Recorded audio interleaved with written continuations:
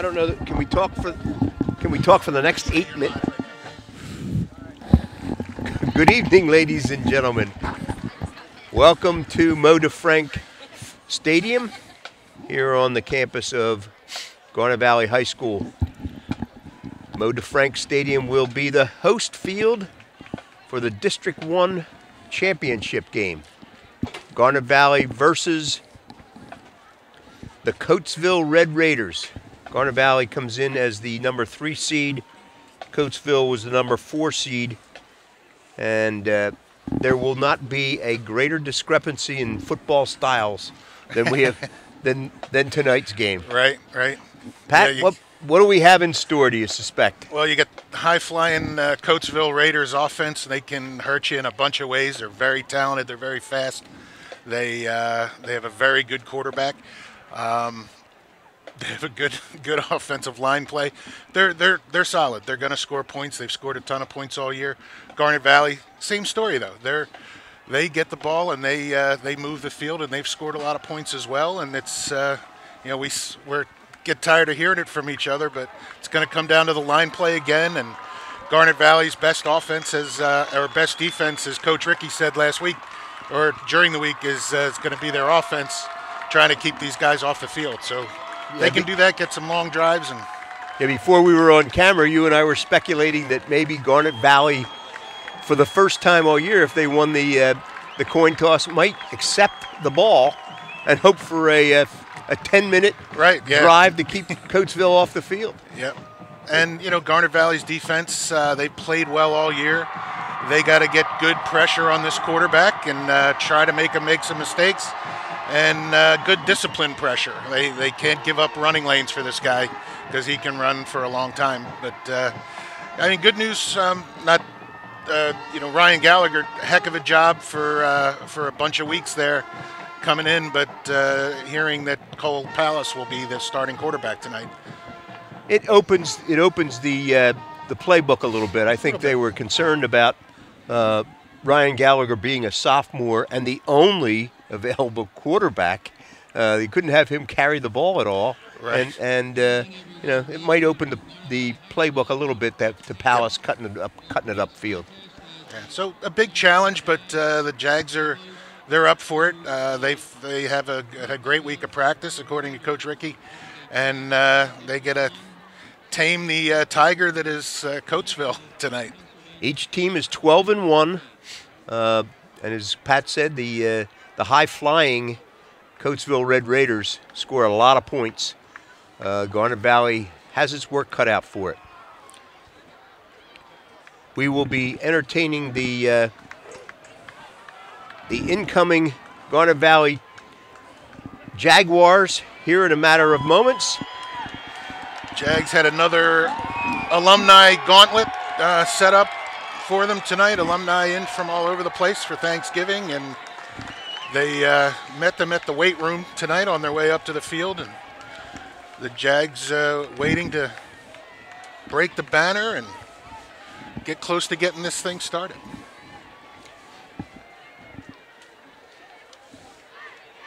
Field conditions are actually very nice. It's in the mid-40s here at kickoff, and especially for a late November night, this is as mild as we could anticipate.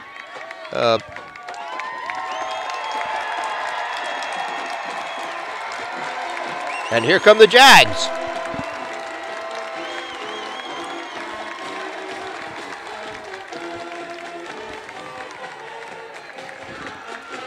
Full crowd. Coatesville travels very well. They're here with a full set of visitor stands. The home stands naturally always packed in, and Alumni Hill full again tonight for this post-Thanksgiving tilt between the number 3 and number 4 seed. The Elite 8 of the state playing this weekend, Don. Yes, from a standpoint of comparing it to the NCAA basketball championship, we're down from 64 to 32 to the Sweet 16 and now the Elite 8. This weekend will decide the Final 4. Yep. There's, I think, around 100 eligible 6A schools in the state. And Jags have made it second year in a row down to that prized Elite Eight status, and looking forward to writing another chapter tonight with a big victory here at home. The away stands are as crowded as we've seen in years. Coatesville indeed travels well. Those folks started arriving at 5 o'clock. Jags did defer. They won the They did toss defer. and deferred.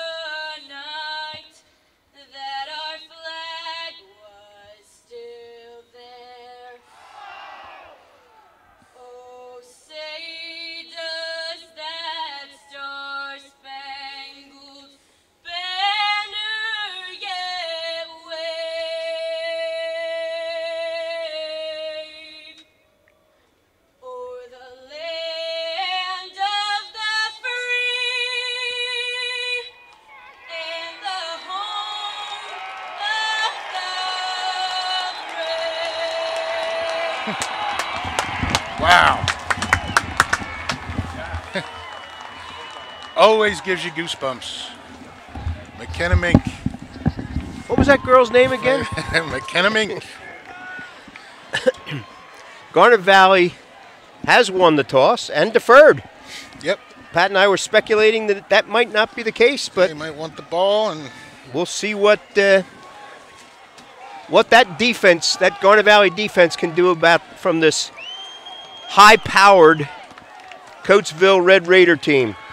yeah. And this defense, 15 points a game that they've given up is among the stingiest in the district. So, we always maybe we're so familiar that we look at a lot of some of the weaknesses, but these guys have played pretty tough all year long and gotten a lot of pressure and had that bend but don't break mentality, and they certainly a big challenge tonight, and hopefully they'll get off to a good start here. Jason Rose will kick, and I don't think Jason Rose is going to be hitting it deep because this Coatesville receiving team, there you go, squib shot taken at the 40 and out over midfield.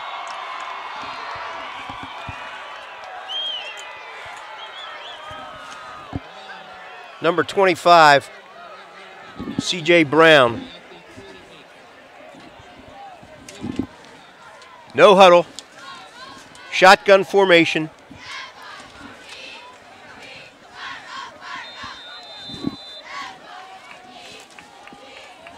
Ortega is the quarterback. Aaron Young takes the jet sweep, cuts around the right side, and picks up about 6.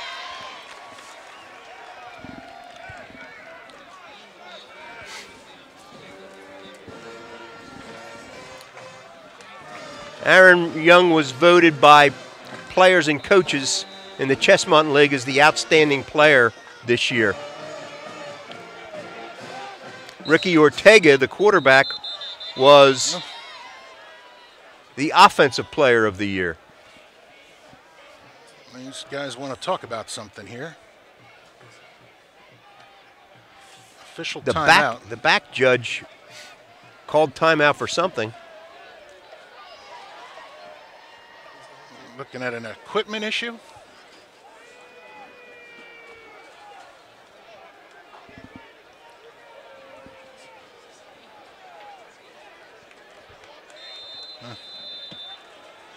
Your guess is as good as mine. Ortega in the shotgun, which we'll see him in all night. Hand it, keeps it himself. Broken tackle. Ortega picks up about 10. Yeah. Moriarty right in there. Got a hand on the jersey, but Ortega too strong. Breaks that tackle, gets around the outside for the easy first down.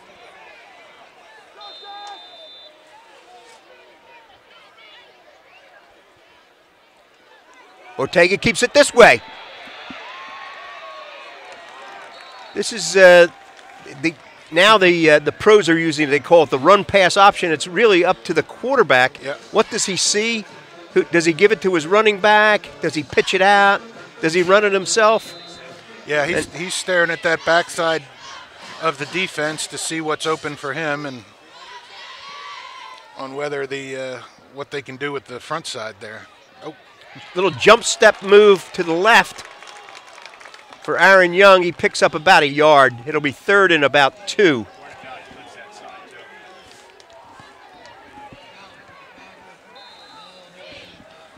Salas on that tackle.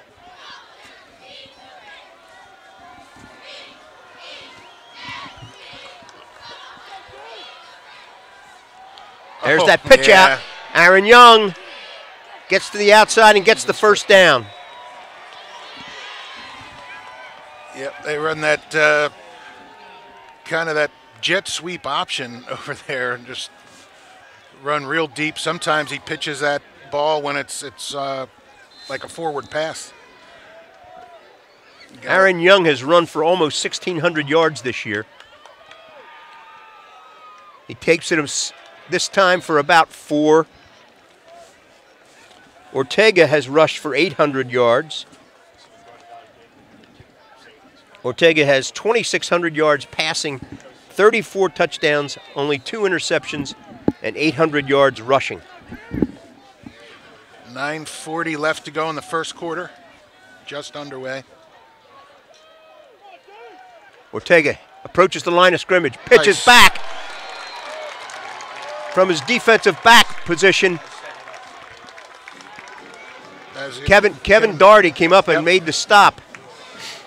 I'm going to say, if there's anything that Garnet Valley should know the assignments for, it'd be the option. Yes. After practicing against it all year, they had someone on the quarterback there, and Daugherty right on that pitch back. That play went nowhere.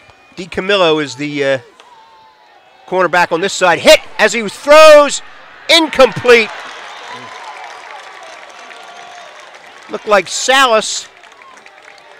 These guys hit Ortega just as he released the ball. There's a jailbreak of a pass rush there, and I almost thought it looked like it was setting up a screen, but Ortega going for the big ball and overthrows his receiver. 4th down and 11. Ball's at the Garnet Valley 23.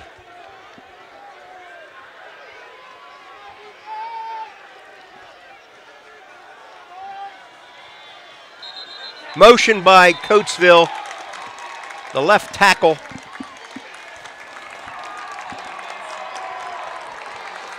Ricky Santiago, 6'5", 305. By far the biggest lineman out there. Otherwise, not, high school nowadays, 250's not that big.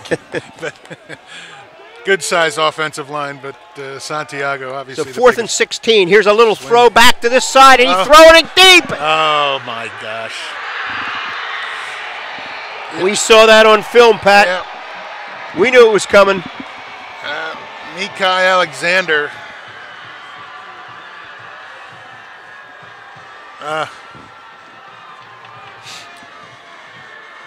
Flanker came around. They threw the ball backward across the field. Yep. And he stood up and threw it deep for a touchdown. Yep, that's so tempting. You think you're going to make a play, and then it's exactly why they draw that up. The defensive back that was covering him just got frozen like he had to come up and make a tackle. But Patrick Mahalik is the kicker, and he puts it through. And Coatesville Red Raiders go on top. Yep. 7-0. 7-0 with 9:19 left to go in the first quarter. Just got a text from Major General Thomas Wheels Widely, protecting our nation out in the Far East, the commanding general of the 1st Marine Air Wing Command. Been a Garnet Valley Jaguar, a class of '83, and following the Jags on this great playoff run, and sent a really great motivational message to them last week, which the guys really appreciated a lot. Thanks, Wheels. Enjoy this game. Hopefully you'll bring them good luck again. And a good friend of Wheels, retired Brigadier General Stan Solomon from PMC, is also tuned in tonight. Give a shout out to one of our younger watchers, a relative of my good friend Wally Vassell, Grayson Loopold, 9 years old. Big fan of the Jags. He's tuned in tonight.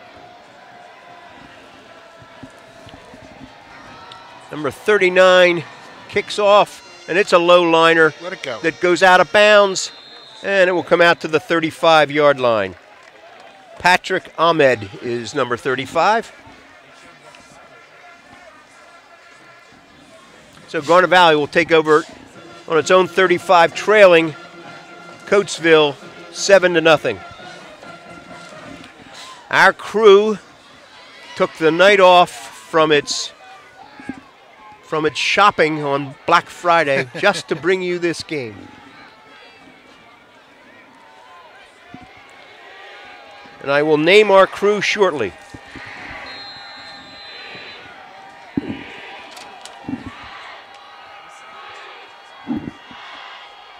Tight formation.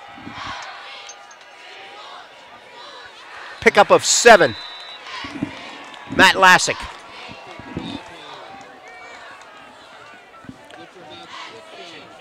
Our crew is production, Ben Hoyt and Alec Eskin. Cameraman is Goody Marcuson.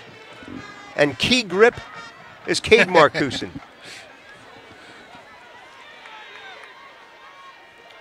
This is something new, seeing two men change formation. Boy, they took Steve Cole Palace's legs out from under him. Pickup of 2. It'll be third and about 1.5 yards. Shout-outs. Cheryl and Scott Green are watching and have all year. Collingdale High School alums.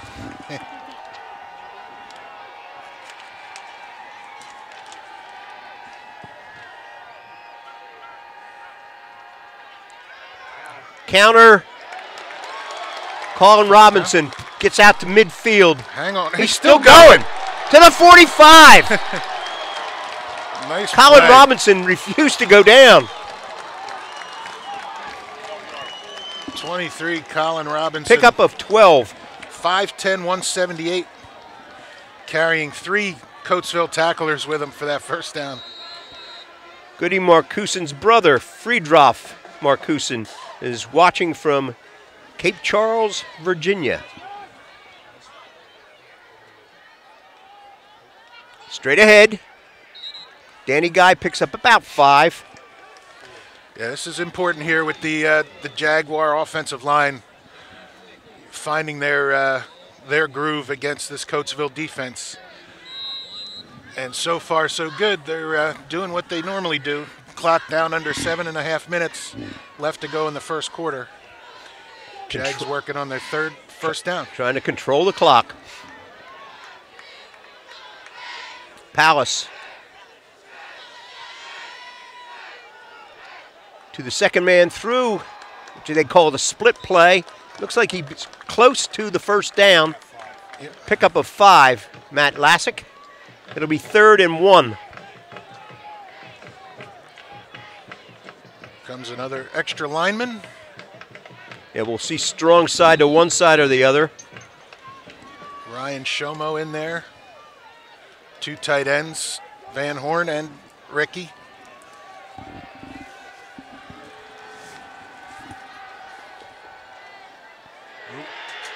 Nice, good second effort by Danny Guy to get the first down.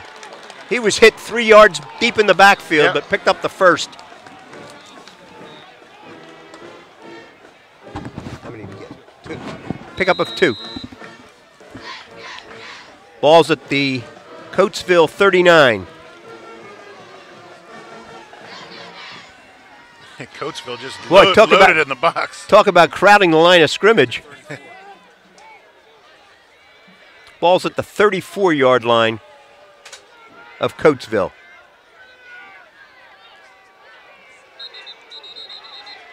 Oh. Play clock just clicked to 0 as that ball was snapped. Oh no, they're calling movement. Motion. Illegal motion.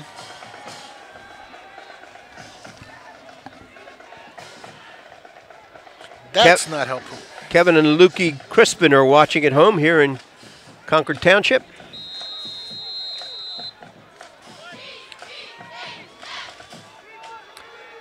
So, first and 15 for Garnet Valley. Another counter. Colin Robinson looking for some space. Only picks up a yard or 2. Not much there that time.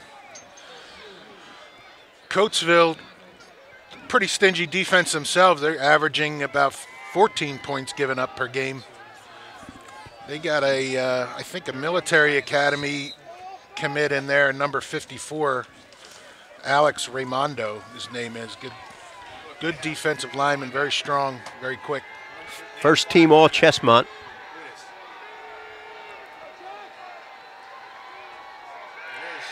Screen pass. Danny Guy slips and falls. Boy, Coatesville was coming.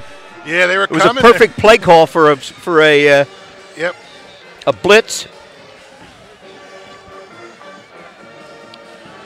3rd and a lot. It's 3rd and 17. The Early family is watching from South Carolina.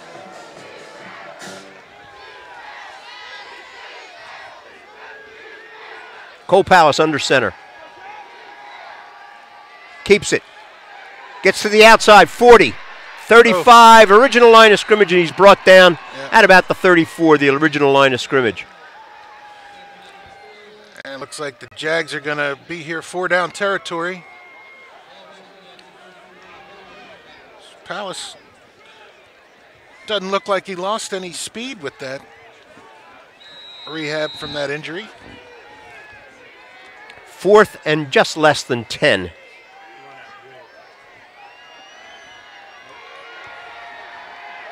Jags got Danny Guy and Doherty split.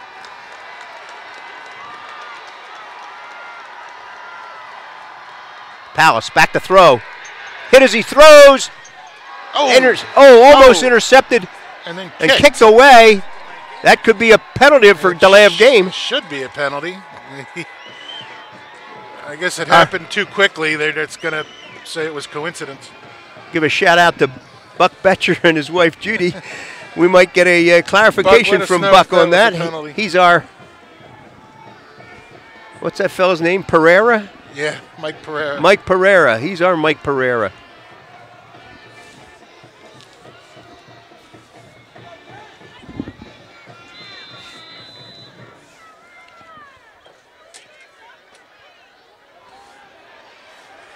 Good play.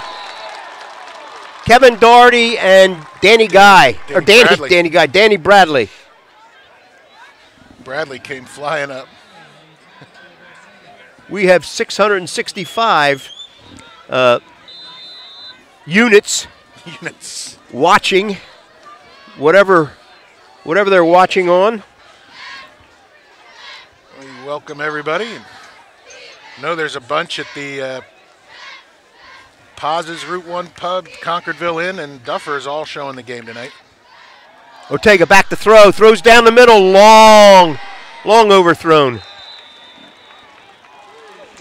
DiCamillo on the coverage. That was just a one-man route.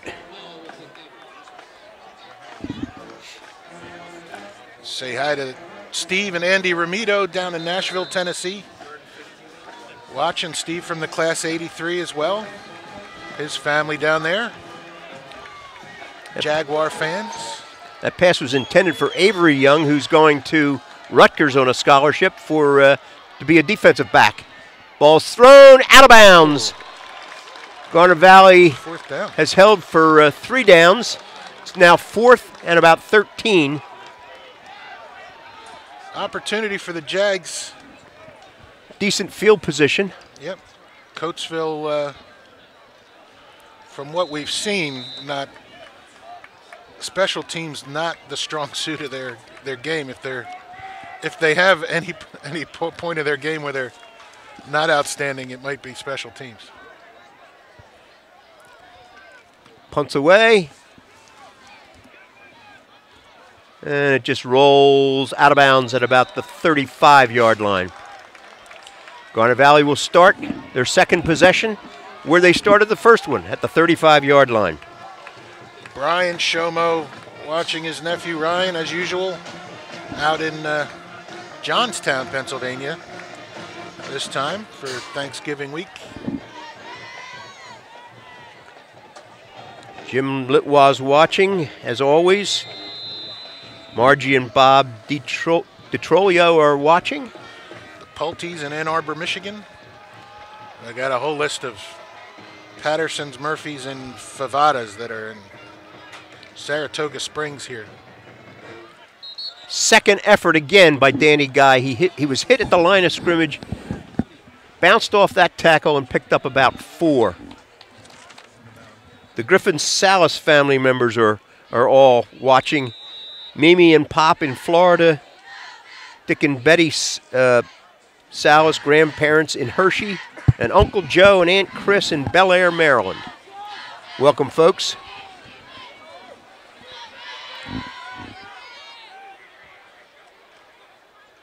Split. Oh, here comes Lassick into Coatesville territory at about the 40. Yeah, that's the. They put the 9 guys in the box, but they're very susceptible to those big plays if you can get up to that second level. And that time, Lassick did just that. Pickup of 19.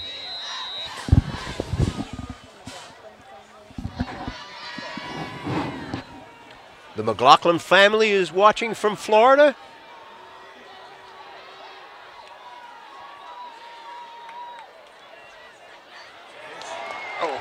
Danny Guy picks up another first down. 10 off left tackle. That's straight. Digway and McCullough are on this side. Jake Early in there. Dean T. Pasquale, Sean and Bill McGonigal are watching from Myrtle Beach. They probably got 18 holes in today, and now they're settled in front of the... Not likely. The only guys that live in Myrtle Beach that don't golf. Lassick hit at the line of scrimmage. Taken down at the 30. Nice job bottling that up. Just kind of stalemated the line of scrimmage and nothing doing there. But my brother Dave and sister-in-law Elaine, niece Sean and nephew Brendan are up in Saratoga Springs with the Murphy family, Phil and Jillian, and just spent the Trinity's homecoming weekend up there in Middletown with them. Their kids, Connor, Neil, and Fiona.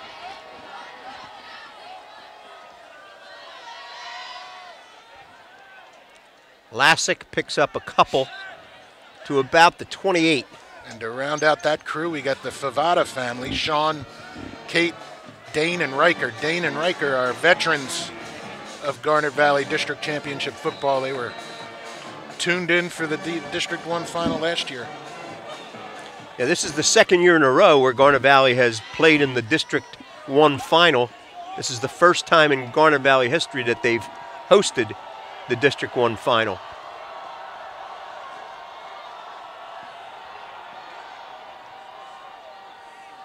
Palace pitches to Danny Guy, who gets up the sideline, and he's free at the 15-10, knocked out of bounds at about the 10-yard line. 5. They're going to mark him at the 5 here, right? Or marking him at about 6, the 8. 7, 8. Oh. Pickup of 19. Palace held it as late as he could and pitched to Danny Guy, and Guy picked up the first down. Garnet Valley's inside the Coatesville 10. First and goal at the 9. Guy off right tackle. Driving his legs into about the 5. He's brought down by a host of Red Raiders. Pickup of 4. And the end of the first quarter. So, hey, listen, that's good first quarter. The Jags down 7-0. Garnet Valley's had 2 possessions, and they've moved the ball well. Yeah, and they finished the quarter with the football and heading down to flip the field and come back out deep in the red zone here. Saw today that Dr. Lance Panarello, one of the assistant coaches here, was at practice yesterday at 8 o'clock in the morning, and at 9 o'clock, him and his son Roman drove down to Chincoteague, Virginia, to be with the rest of the family. And he drove back up today to coach in the game, and the rest of the gang's still down there. Mr. Dr. Chris Panarello, Jamma, Vince, or as he was known in the 80s, Rick Panarella is down there watching us too. Danny Guy has 7 rushes for 41 yards, and the team has 17 carries for 84.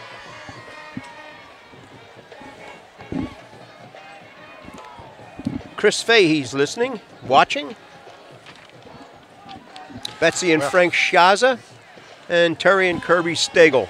We might get to our entire 670 people here. Second and goal. Danny Guy. Stopped at about the line of scrimmage, maybe picked up a yard.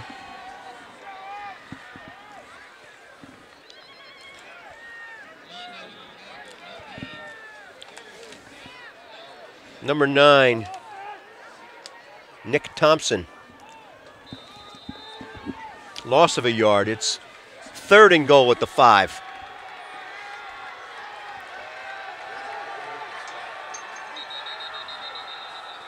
Timeout, Coatesville. Coatesville calls timeout. Coatesville has only given up, on average, 16 points a game. Yeah, I think they 16 across. I was reading something today where they threw one game out, and that basically turned it into a 13 and a half point defense, or maybe that's since their loss or something.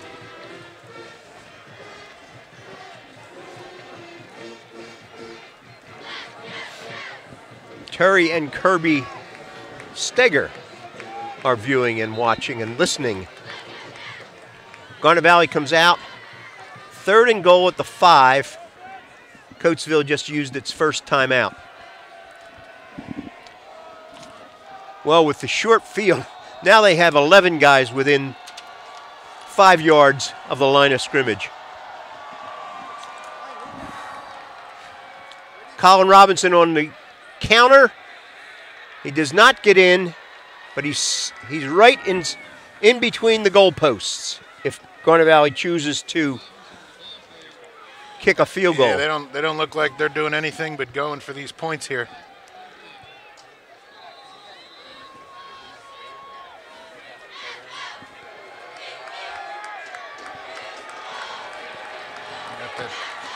Double 4th slot. and goal. Pass. Complete. Ooh. Touchdown, Colin Robinson. Great little flood pattern there. Just released right off the line of scrimmage and headed for the flag. And Palace put the ball right where it needed to be. Nice job. So the Jags, with 10:49 left to go in the half, bring it to within an extra point. Jack Bush to hold. Jake Morin is the snapper. Ball's down, kick is up, and Jason Rose puts it through. Yeah. Grampy Morin is watching in Virginia, as he has all year. He's usually in Maine. Yes, he is.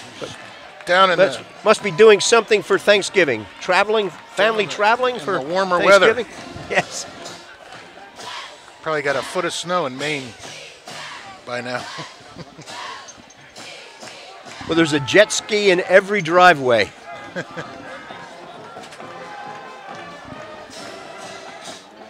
So Garnet Valley did what he wanted to do, and that was control the clock, long drive, and a score. So it's 7-7. Coatesville's back on the field to receive the kickoff. And again, we don't suspect that Jason Rose is going to try to hit it deep.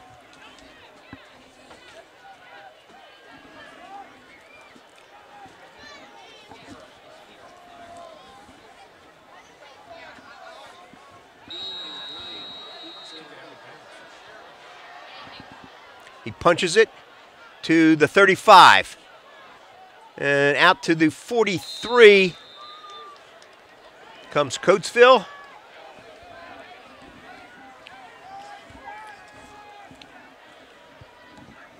Quick update from Springfield. Unionville up 7-0 early in that game. That's in the District 1 5A District Championship. Springfield, the #1 seed. Ortega in the shotgun. Back to throw, throws to the sideline, and completes it. Knocked out of bounds by Nick Westberg. He picked up 9. They waste no time to get right up on the football. First down. Full spread. Ball's at the 47-yard line of Garnet Valley. 3 wide receivers to this side, 2 to the other side. They spread the field, Pat. Yep. Here comes a little throw inside to Alexander. He makes the catch. Jason Rose makes the tackle.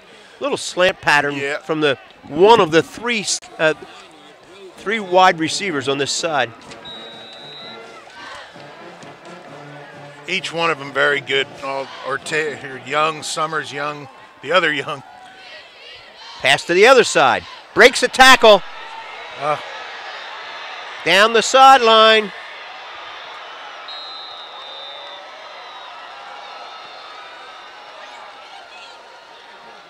This is the equivalent of Coatesville's ball control offense, is these short passes. That was Katera Summers, #3. Yep. Ball's at the Garnet Valley 17-yard line.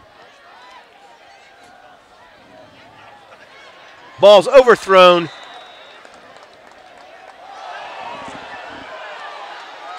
What was that? The fans are reacting. I didn't see anything. I missed it.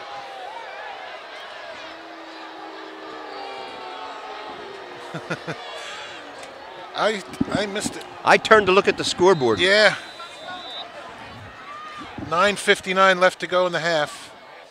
Ortega throws to the other sideline and knocked out of bounds finally by Danny Bradley is Summers. 3rd and 8. Well, where Garnet Valley grinds it out inside on the running game, Coatesville This drive has not run the ball once. They have not rushed it once. This is their version of that. It's just the short completions on the too much time. Incomplete. In the end zone. Ball intended for Summers. 4th and 1.5 yards, 2 yards. Coming right across the entire defense there. Ortega rifled it in there. Yep. There was 3 Jaguars waiting and just couldn't hang on to the football. Ortega's running it himself. Motion, I believe.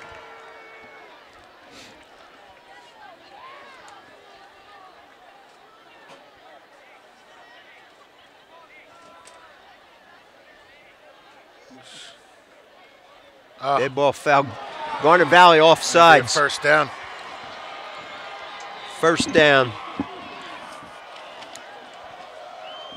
Half the distance to the goal. It will be placed at the 4.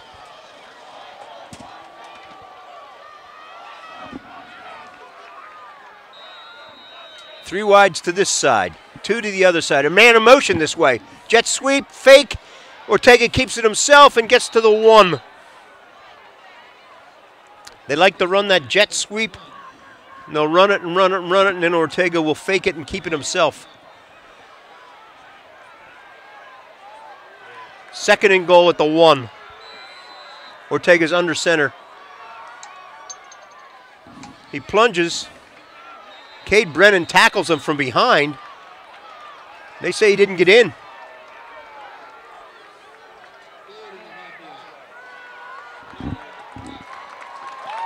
There's hardly any space between the ball and the goal line. 3rd down. Goal to go. Oh, look at this, a tight formation by Coatesville. Full house backfield. And into the end zone.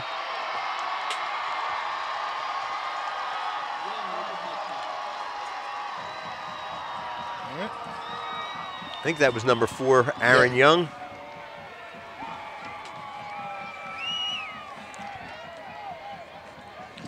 So Patrick Mahalik will come out to attempt the extra point. The holder is Miki Alexander, number 5.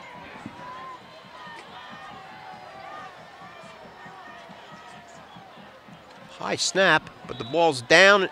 The kick is up and good. 14-7. So where Garnet Valley took about 7 minutes to score. Yep. Coatesville takes about a minute and a half. Yeah. And just continuing the long list of shout-outs while we can here. From Bethany Beach, Virgil and Deanie Ramito, Mr. and Mrs. Ramito. Mr. Ramito just turned 80 earlier this year. He's down there with a bunch of the Ramitos and Haggertys. The Nancy Ramito's there, Mary Ellen and Earl Haggerty, Ryan and Amanda Haggerty, and their newborn daughter, Kinley, 1-year-old. Sean Haggerty and Megan Haggerty, all enjoying the game from Bethany. Greg and Carrie and family were down there for Thanksgiving, and they came up today for the game. Got a text from Tom Link. He is checking us out as he can. He's working, but when he gets an opportunity, he checks us out. Tom, welcome. We won't tell anybody that you're looking.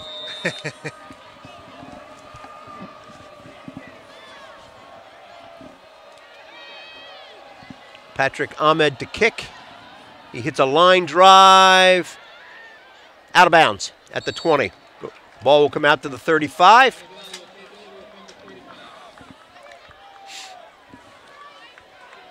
Garnet Valley has started every drive at the 35-yard line. This is a 3rd possession of the night.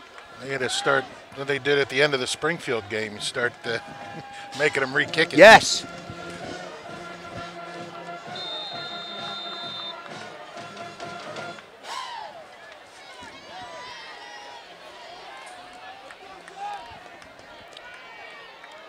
Coatesville has 11 men within 5 yards of the line of scrimmage. Danny Guy breaks through. 50, 40, 30. Tripped up at the 25-yard line. That's what we've been saying. If you break through and they had that crowd at the line of scrimmage, you can get a spring a long one. Alex Raimondo made the tackle. Alex Raimondo, wow. 40-yard run. From that defensive line position, tracking down Danny Guy. Even though Garnet Valley wants to run the clock, I don't think we'll turn that down, that 40-yard run. Oh, absolutely.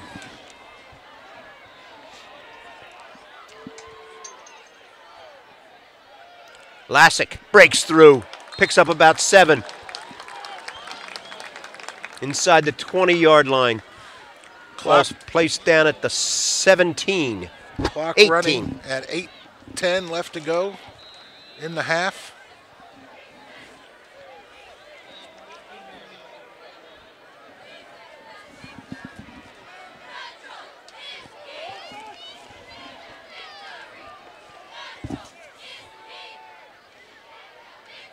Danny Guy, first down. Wow. Garnet Valley, again, that offensive line in there, McCullough and number 66 is Tommy Mahoney and Shomo, Adigwe, getting it done again tonight. And don't forget the tight end, John Rickey. Does a lot more blocking than he does receiving. Danny Guy, end zone. Wow, what a seam right up the middle. 12-yard run. Danny Guy is over 100 yards rushing. Tremendous blocking right up the middle there. But bread and butter play.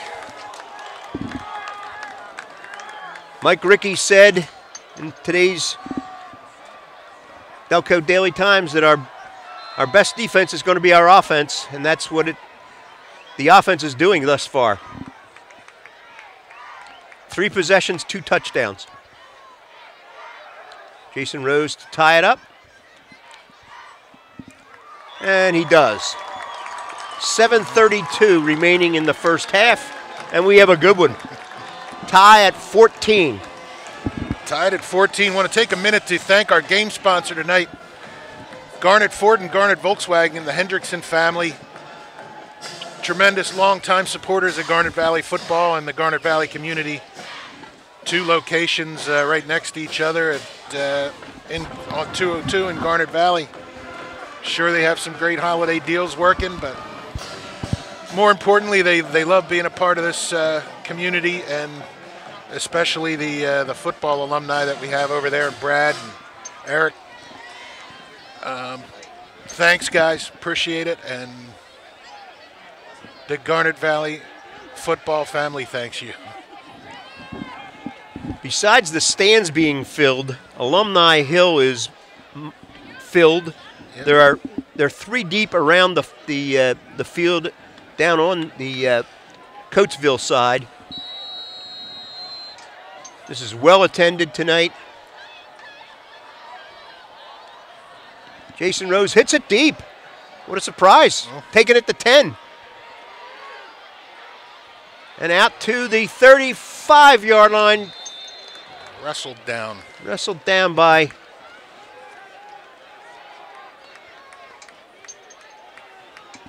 number 56. Jags have done a pretty good job on the kick coverage. Ryan Williams. Ball's at the 38-yard line.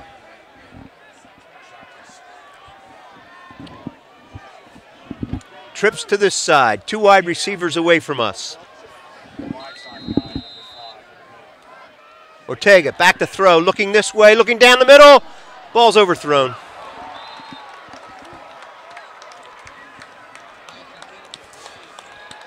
Intended for Dupre Bryant, but overthrown.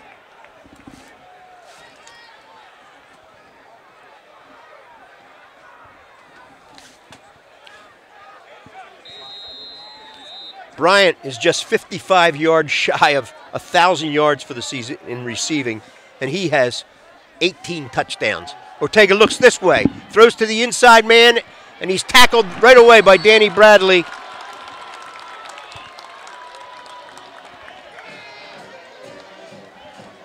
Number 5, Alexander. 3rd and 2. No huddle.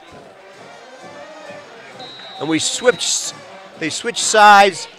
3 men to the top of your screen, 2 to the bottom. Ortega looks to throw to the sideline and does. Complete. First down to Avery Young. Taken out of bounds by Jason Rose. Say happy Friendsgiving to the McGraw family. All hanging out watching the game in Garnet Valley.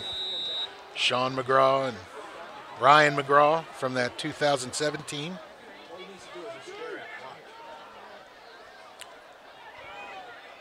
Ortega back to throw. He's being rushed. He throws it deep, and it's caught. Touchdown. Wow. Whoa, what an impressive throw that was. Dupree Bryant. Dupree Bryant. He Ortega was standing on the Coatesville side of midfield, and Bryant caught it at the 5. Yeah, just threw it up in the air, and Garnet Valley had time to close the gap there, but just a great catch by Dupree Bryant over the shoulder. Walking into the end zone.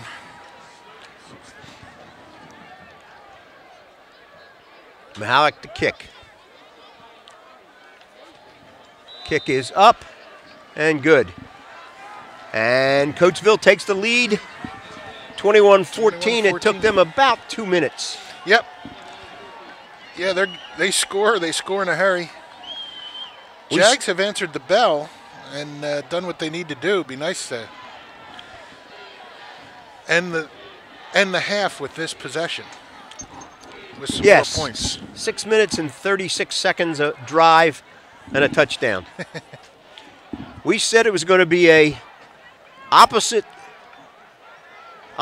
of style, and it certainly has been.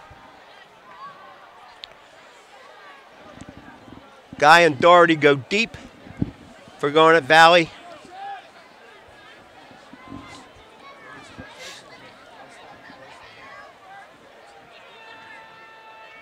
Ahmed to kick. 6:36 remaining in the half. Garnet Valley trails 21-14. Coatesville strikes quickly. Garnet Valley is more keep it on the ground and grind it. Ball's high. Taken at the 15 by Doherty. He's to the 30 and driven back at about the 30-yard line.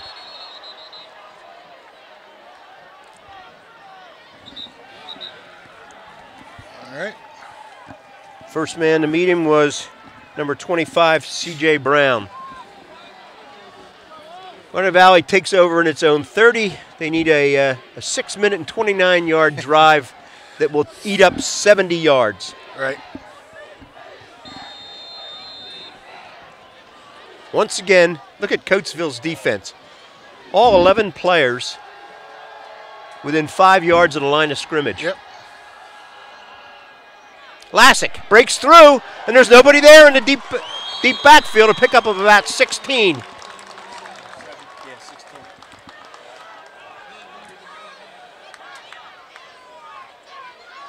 Because past the linebackers, there are no deep backs. Yeah. There's plenty of team speed to catch up, but yes, there is. Not before you pick up 20 or so.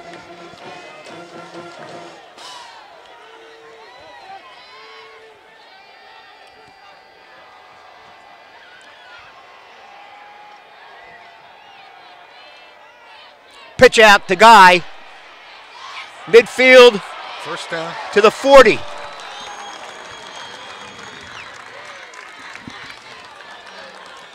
We said that Coatesville was fast.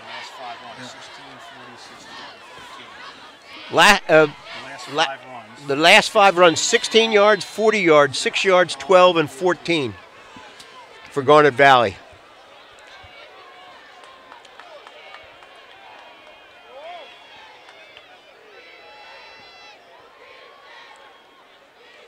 Danny Guy, straight ahead, picks up about 6, 7.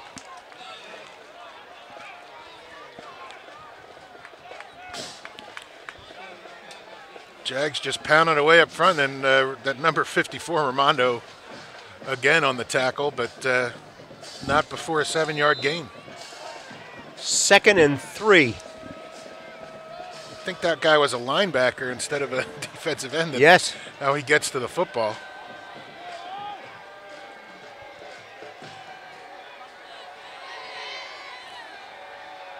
Palace under center. Hand straight off. Lassick fights for yardage. May have picked up the first down. Depends on the spot here. That's a pretty good spot. I think he made it. First down. Yep. Ball's at the 31-yard line. Stop the clock while they move the chains. 4:48 left And in the clock half. is starting again.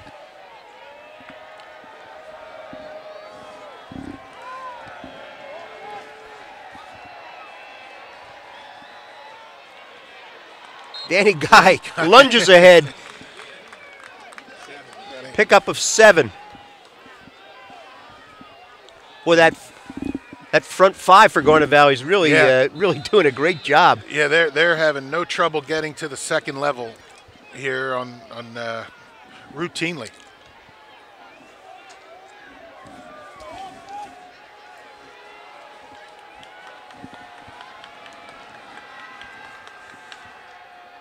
Danny Guy again, picks up the first, inside the 20 to the 18. Nice run by Guy that time, just kind of hunting and pecking his way through there, following some blockers, and good work picking up the first. Coatesville takes a timeout. That's their second.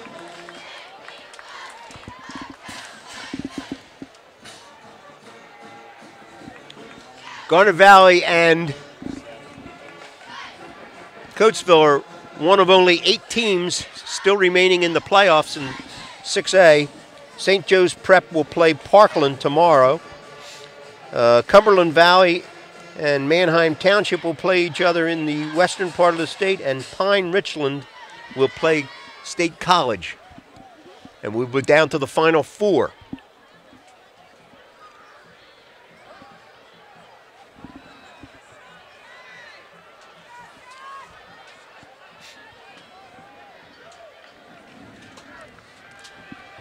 Four minutes left in the half. Danny Guy has 60 yards rushing in this quarter.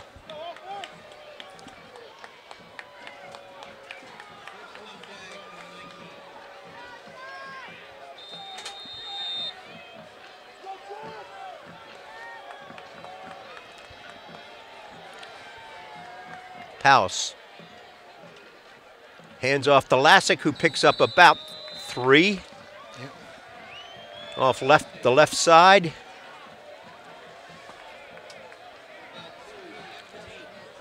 Give him 2. 2nd and 8. Comes the Just at the 16-yard line. Van Horn in as the second tight end. Yeah, he's been nursing both knees all week. But they said he's good to go tonight. Counter. Oh. Brought down inside the 15 at about the 14-yard line is Robinson. Good job. Pickup of 2. Good job that time by the Coatesville defense staying home on that counter. 3rd and 6, 3rd and 7 at the Coatesville 14.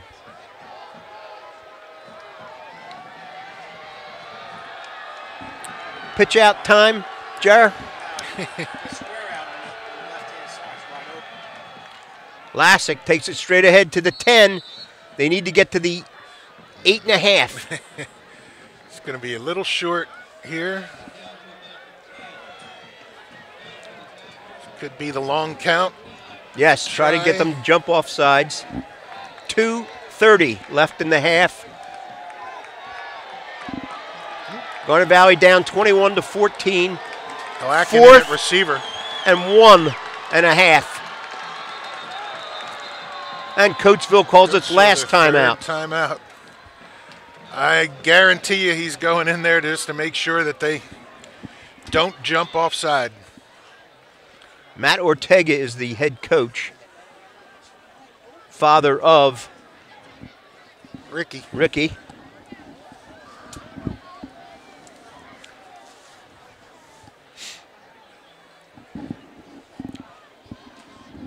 Joseph Anthony Retreat Spa and Salon is good for 2 more touchdowns here tonight. And we're hoping for a third right here.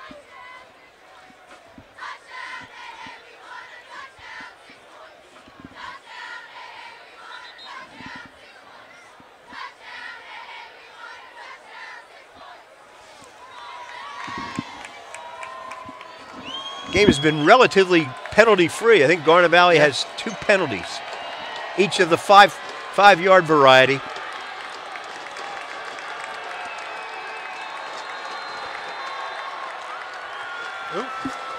Little confusion. Strong to the left side. Strong formation to the left. Garnet Valley calls time. Yeah. Jags did try to go and pull them offside. And so Coatesville's timeout, very well placed. Jags call timeout and see what they got. What's the 1.5-yard play?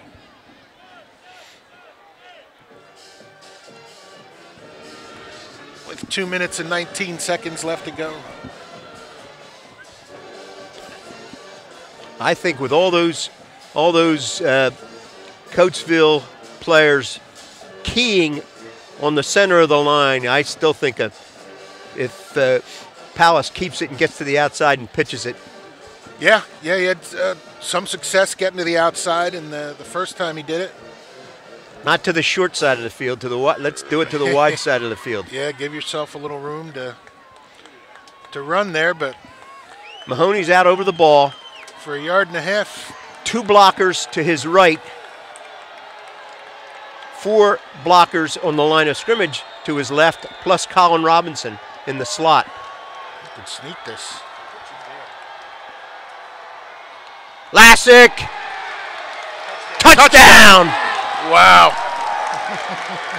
They ran off the strong side of the field. Lassick carried it 8 yards into the end zone. And an extra point will tie the score.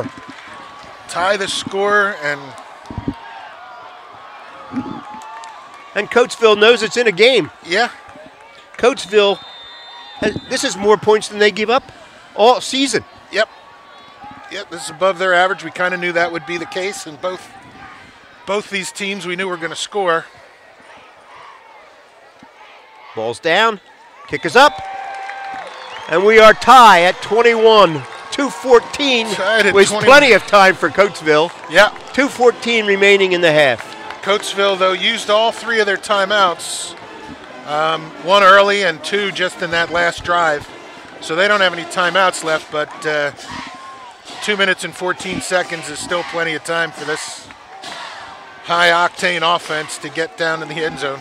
Garnet Valley has rushed 32 times for 213 yards in the first half. Yep, that's Coatesville has not seen the likes of this season. Nope. Guy has 120 yards on his own.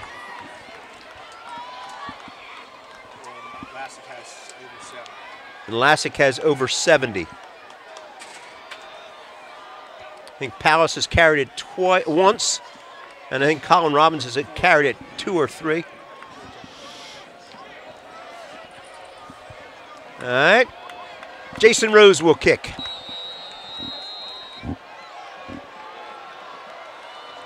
Hits it down this side. Taken at the 10. Trying to get to the other side of the field is number 4. got him. Aaron Young. And they got him inside the 30-yard line. Yeah. Coatesville will start at its own 25. Looks like the Jags are bringing some extra defensive help, defensive backs into the ball game. Just Salas, Cherokee, and Cade Brennan down on the line, and the rest of it's all across in coverage. Ortega throws it short and little slant inside. That was good for about 13 yards. Yeah.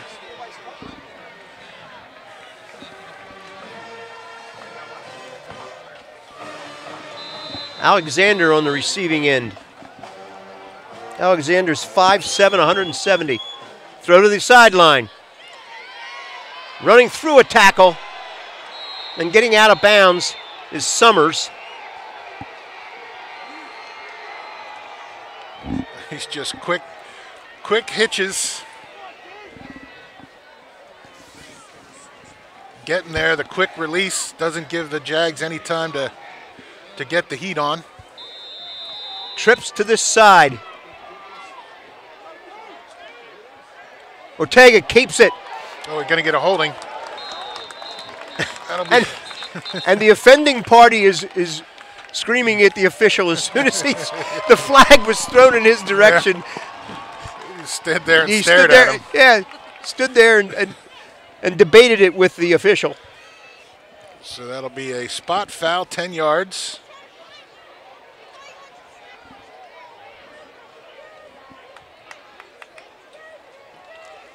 It will be first and 20.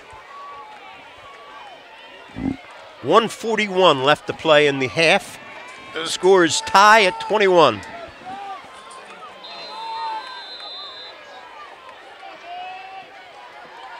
Here comes a screen, and Garnet Valley sensed it and covered it.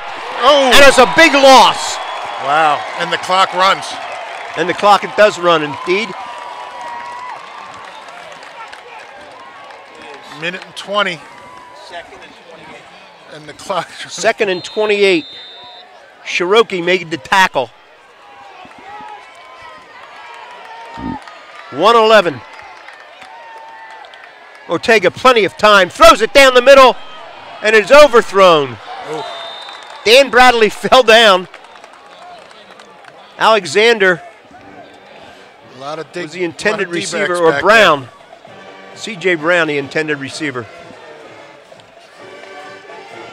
Yeah, at this point, the 28 yards.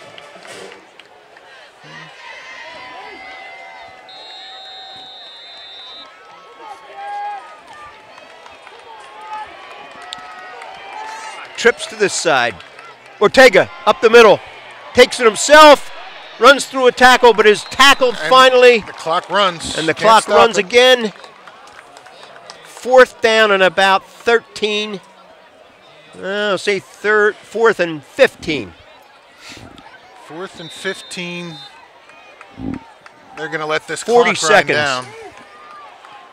See if they take a shot or if they kick. Players on the field are pointing to the clock. Like, Coach, do you know that the clock's running? Yeah, I think he does. I think he's. You can't call timeout. No, but he might take a penalty and kick or take a shot at the end zone.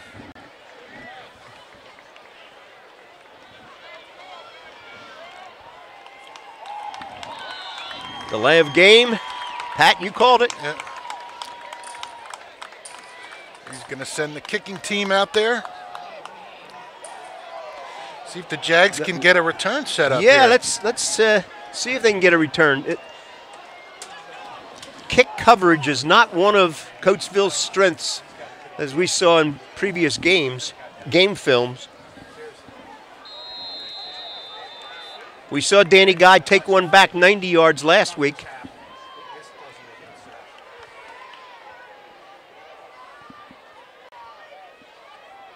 Punt is away. Took his time on that one. Short. Oh, it takes a great bounce. Huge hop. Coatesville and it's inside the 5. Garnet Valley will let the clock run. Yeah. 1.6 seconds left to play. Well, they got to snap. Yep. One snap and take it in. But hey, that's We are tie at half.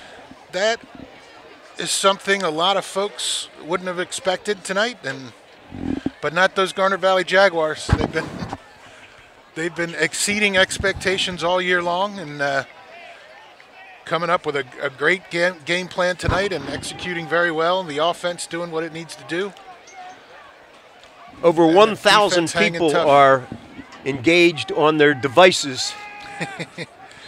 Some with hundreds. Yes, at each large location. crowds behind that number.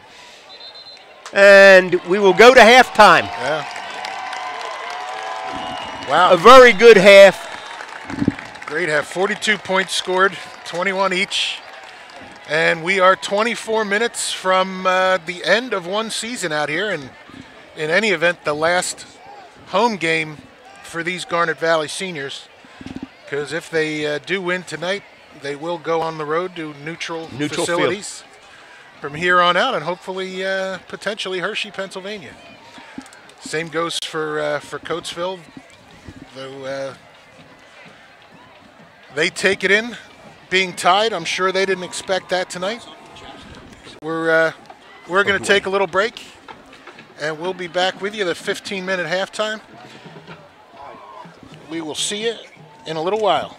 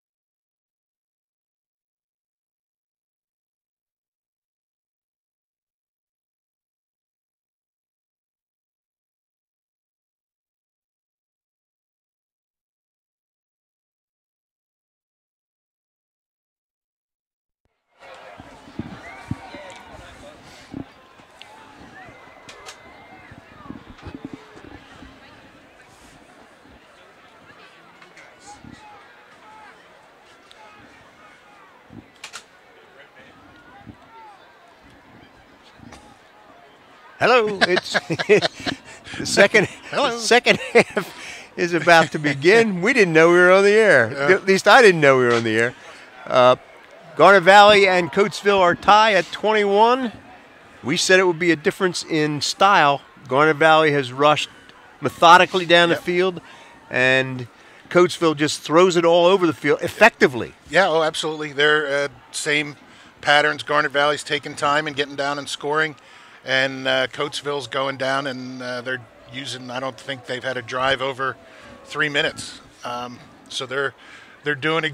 Both these teams are doing exactly what their strength is. Neither has been able to stop the other. Both teams are blowing away the average points against. So I think you might be looking at a good old whoever has the ball last kind of game tonight. Could be, and it won't take much time if it's Coatesville. So Garnet Valley has to once again grind it out, use up time on the clock, and score. And Garnet Valley rushed for 213 yards in the first half, 84 in the first quarter, and 129 in the second quarter. Yeah, and they're going to do a little more of the same now. They ended the half tied up, and they do get, because they deferred, they do get the ball back. And we're going to see. We got 24 more minutes of football, and the last home game here for the seniors. So they got something to play for. There's a lot of pride at stake, and another chapter in the book, as General Wiley would say, and that they're trying to write. Jags are trying to write some history here and head to the state semifinal. All you fans at home and all the fans and a large group of fans here at the game are being treated to a good one. Yep. And we will resume second half very shortly. All right. Ray Bear Davidson checking in from Virginia with his son. Sent a selfie up, sitting in front of the computer watching the game. Welcome.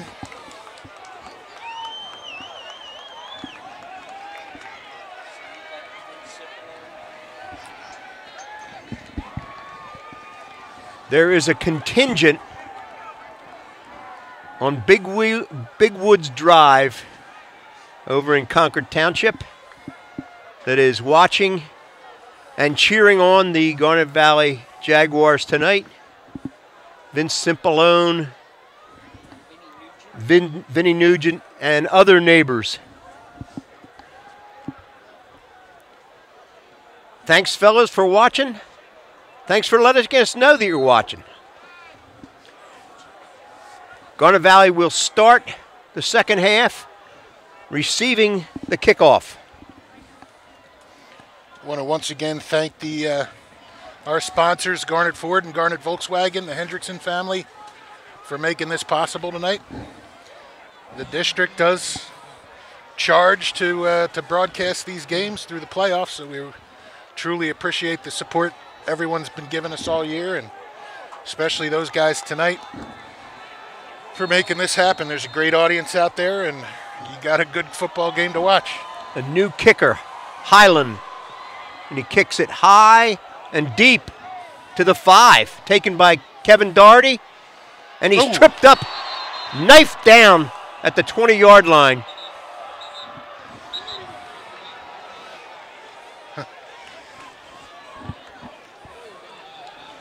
So much for not having good kick coverage. No. That came down there just. And good kicks. Yeah, it was a nice high, deep kick that time. And he's the backup kicker.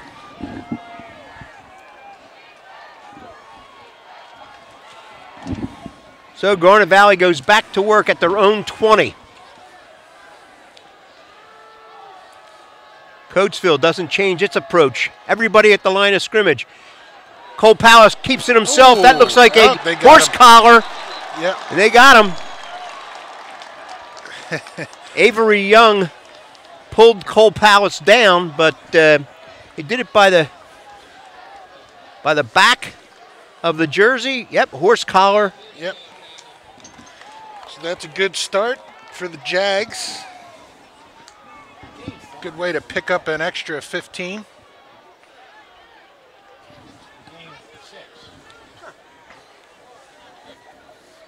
want to give a shout out to my nephew Mike Peachin. He's watching along with son Alex Bucknell Bison and Steve Flanagan, dad of former Garnet Valley QB. It's a good game, guys. I'm glad you're with us. Pitch out. Danny Guy to midfield. Oh. Danny Guy dishing it out at the end of that run, too. They ran that quick pitch into the short side of the field. Pickup of 7. Jags obviously anticipating the increased focus of the Coatesville defense on that first back through. Rory Glacken goes wide to the top of your screen. Everybody else is in tight, as well as the Coatesville defense. Cole Powis throws the wheel route. Oh! Dropped by Colin Robinson. Colin was covered, but the ball was there. 3rd and 3. It would have been a nice little over-the-shoulder catch, but just couldn't hang on to the handle. Jags still 3 and short.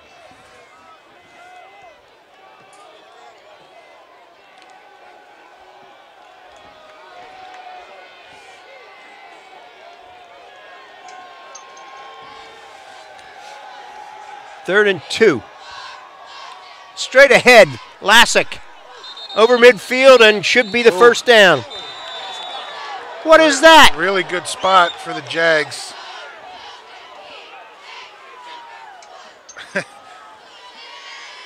Lassick came flying out of the pile and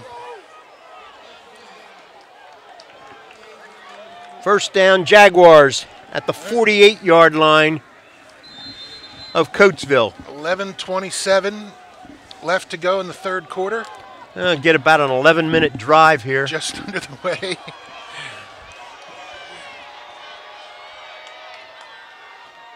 Ball's given off underneath. Guy picks up a couple.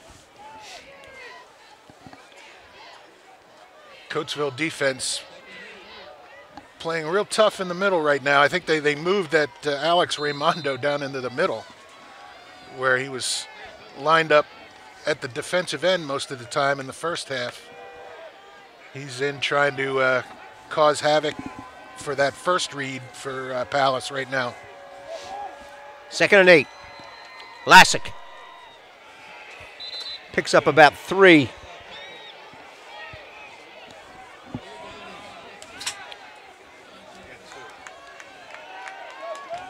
Third down and about 6. Well, we'd certainly like to see them pick up the first down and keep the ball moving here on their first possession. They're right on that borderline of the of 4-down territory here. I hope you can hear the excitement of the stands, the fans on both sides of the field. Danny Guy. Oh no. Kept it. Palace kept it. Yeah. And was dropped at the line of scrimmage. So he's there at the 45. That'll be, they'll kick it. Unionville 14, Springfield 9 at halftime. Well, as the first possession of the first half, here the first possession of the second half, Garnet Valley is forced to punt. Jason Rose gets it away. Angled it. Angled it to the sideline. Goes out of bounds inside the 20. See where he stops walking here. Yep. About the 18-yard line. Pretty good kick. I suspect that Coatesville will not be trying to use the same approach as Garnet Valley, and that is grind it out. They're going to come out they'll be ready to fire. Yeah, they'll be looking for their big shot, but then in the meantime, they've been very successful on those short passes to move the football. Little slant pass inside here to number 5, Alexander. Oh, it's a run. Little jet sweep.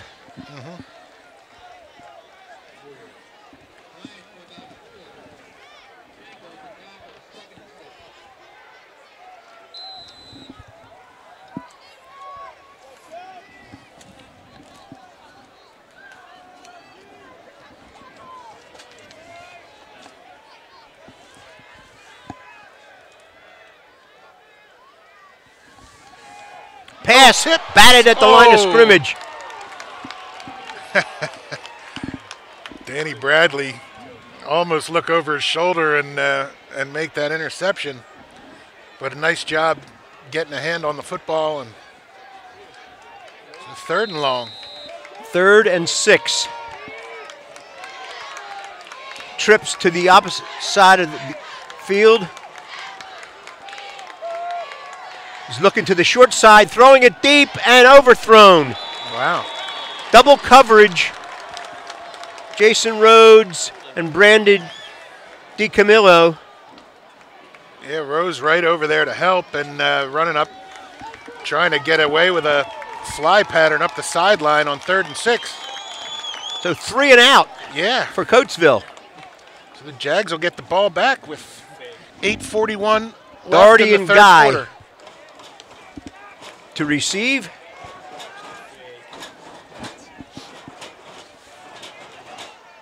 Punter is standing at the 10. He gets it away. Low liner down the middle. Could not be played. Garnet Valley takes over inside its own 30.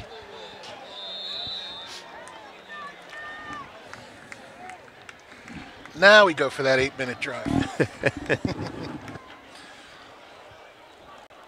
So Jags defense standing up tall there, trading possessions with Coatesville as this 3rd quarter just gets underway. Cole Powis in at quarterback. Lassick and Guy are the running backs. Colin Robinson in the slot. Balanced line.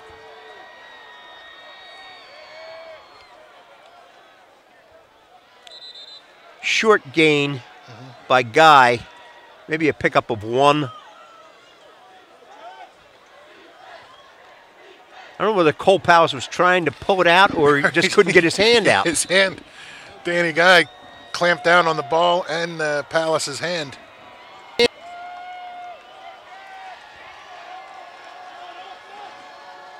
Second and 10.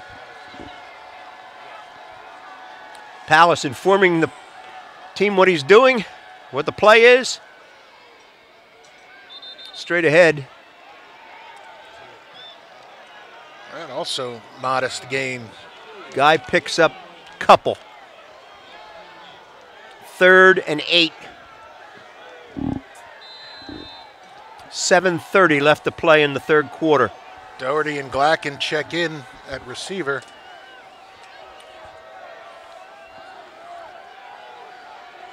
Glacken goes wide. Doherty and Guy are in the slot. I gotta come back this way.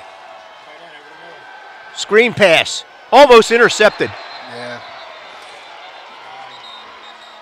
There's a penalty. Thrown right in the backfield. Looks like it's got to be holding. It is a hold against Garnet Valley. They'll probably decline the penalty, make it 4th down, and Jags will have to kick. It is declined. Jason Rose will come in and punt. 7 penalties in the game.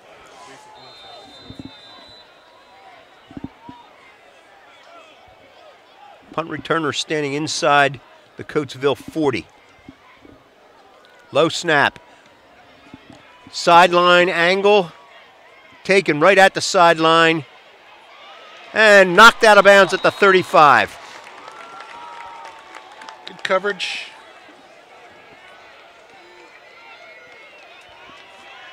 I think that was Rory Glacken on the tackle. It was.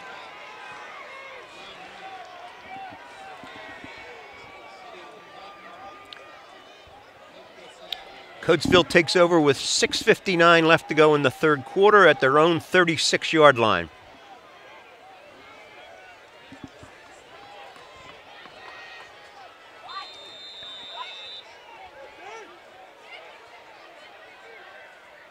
Ortega fakes it, keeps it himself, and it's tripped up. Got back to the line of scrimmage.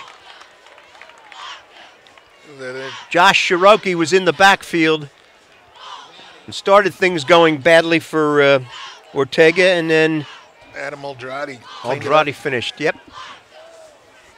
2nd and 10. No huddle. Wide receivers and on either side. Thrown to the sideline, caught. Breaking tackles once again. Oh. Man, that guy's strong. 6'3", 195. Katero Summers. 3rd and 1. You need help over there to tackle that guy.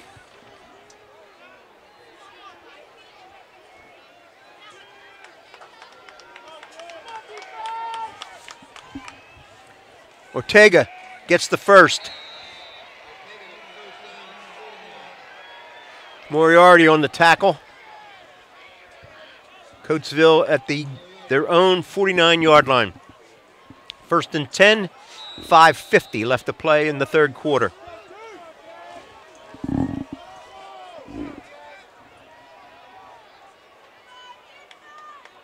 Ortega to the sideline. Incomplete. Ooh. Ball was a little low. Yeah, bounced one in there.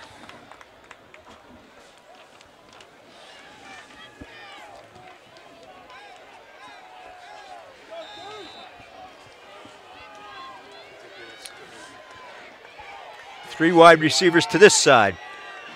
Empty backfield. Ortega straight ahead. He was being spied on. Zach Schenkel makes the play there. Schenkel eyeballed Ortega the whole way. 3rd and 8.5.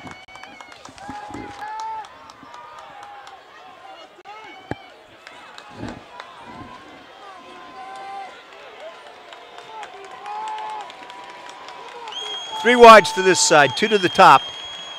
Ortega looks to the other sideline, throws it that way. Oh. Incomplete. Good coverage. Good coverage, and Guy Cherokee, man, getting in just a half a step away. Still got a hit on Ortega. And this shootout has turned into a pitcher's duel. Yes. Here in the third quarter. 4 minutes and 58 seconds left to go in the third quarter. Dante Cruz is the punter. And we're on our third punt. Oh, almost blocked. Doherty makes a fair catch at about the 18.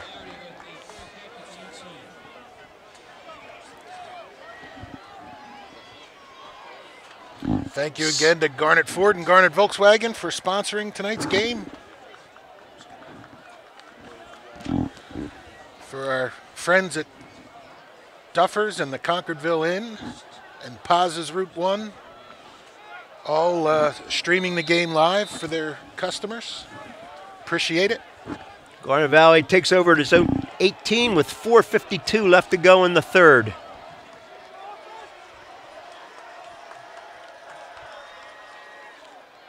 Counter. Robinson might have gotten to the 20.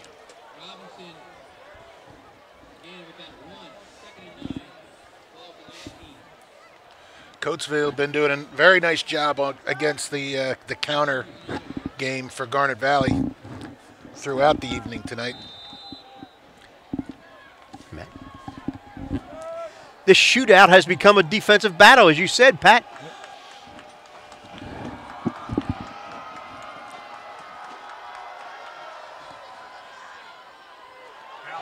Palace kept it, got the first, out to the 30. 12-yard pickup. Palace probably the fastest of the running backs playing quarterback. Nice job getting out there, using his blockers, and getting to the outside for the first down. First down, Garnet Valley at the 31-yard line, at their own 31. Scores tie at 21. 3:45 left to go in the third. Palace keeps it this way. Gets to the 35. Doherty was hand fighting with Avery Young. Yep. Avery Young is committed to Rutgers as a defensive back.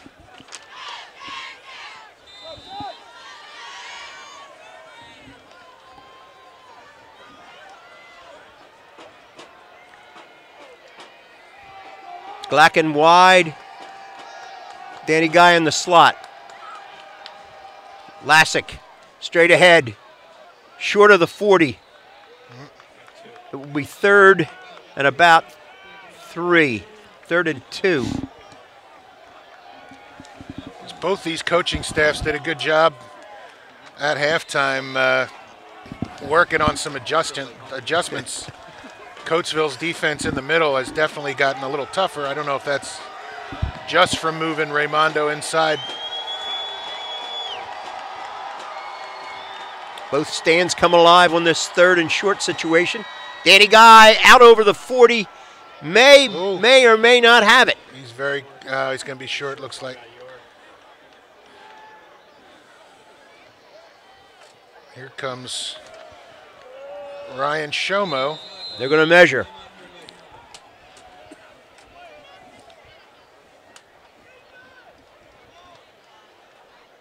And we saw a game earlier where the referee said it was a first down, and they called for the measurement and found out it was not a first down. So this is the wise thing to do. From way up here, it appears that they are short. They are short by about the length of the football. Ooh. There's a big decision for Garnet Valley right now. And they're going to go for it. Can Palace burrow in behind Tom Mahoney? Tommy Mahoney and Early and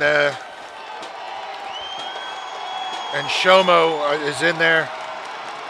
But they're going to be running right at number 54. So, big play here. They gave it off to Guy. He gets the first down the midfield. Nice. Quick hitter off the left side. Quick hitter. They moved it outside a bit. Everybody kind of pinched the middle, and they went over to that dive hole instead of right up or the veer hole instead of the dive. And good pickup of 10. Good. We're very well timed first down for the Jags. We saw 21 points put up by each team in the first half. We're nearing the 130 mark of the third quarter. No one has scored in this quarter.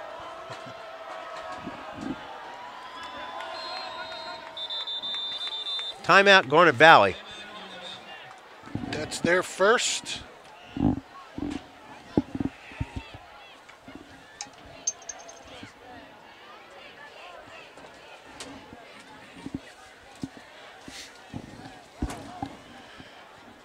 Got another friend out there up in Mahwah, New Jersey that's tuned in, scouting, no doubt scouting some of these Jaguar players that would be a fit for the NESCAC and the specifically the Wesleyan Cardinals. Dave Bagatelle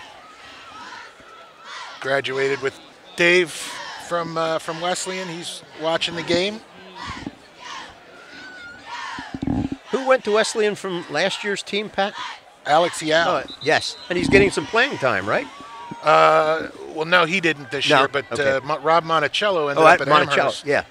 In the NESCAC, and he was a role player on the defensive line. Played a lot of the passing downs. Was in the the nickel package for them, which we got to enjoy last year, his pass rushing abilities. Yes, indeed. Guy picks up about 3 to the 47 of Coatesville. Man, these guys are working hard. Coatesville makes you pay for those short gains. Pick up of 3. Be 2nd and 7. 1:16 left to go in the third quarter. Time for a pass down the seam to John Rickey. Guy picks up the first. Down. Still going. Still going. McCullough trying to hold him up. And spun around. He had a few more yards to go.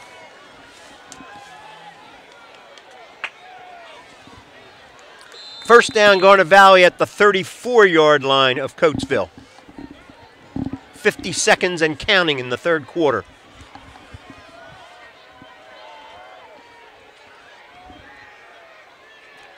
Play clock at 10 seconds. Lassick. Oh no, pitch out to Guy. Guy gets inside the 30, ball rolls out of bounds. Woo! Good gain. 8 yards, 9 yards. Pickup of 9. Fumbled it at the end, but fortunately got out of bounds. Their Coatesville guy was there right on that line, but Ball's at the 26 of Coatesville. Because the ball rolled out of bounds, the clock is stopped at 29.3 seconds. Guy has 47 yards in this quarter. clock down to 29 seconds left in the third quarter. Lassick picks up the first. Yep. To about the 23-yard line. Jack can let that third quarter expire.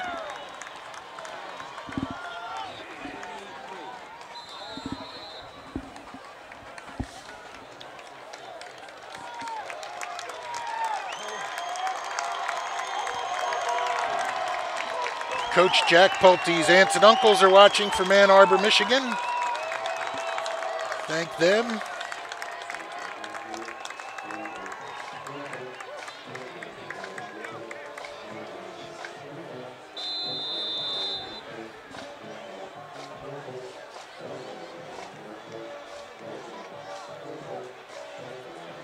Looks like in that 5A game, Unionville's up 21-18 with 1 minute left to go in the third quarter.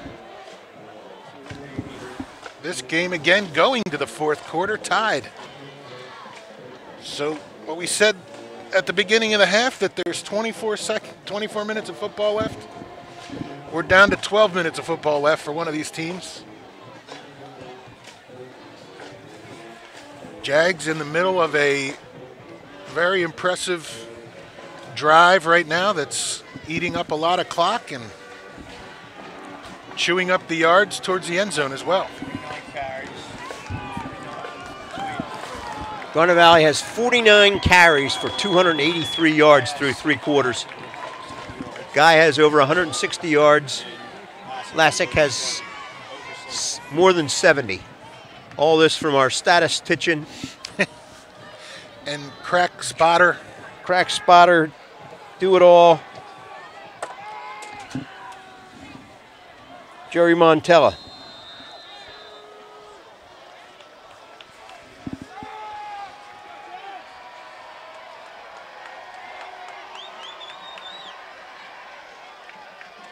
Lassick, straight ahead off right tackle. That's good for 4, almost 5.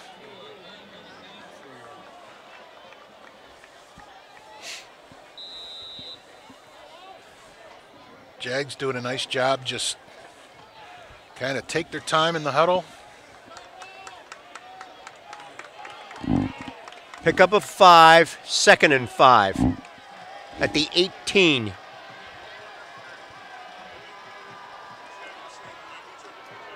Oh, there it is.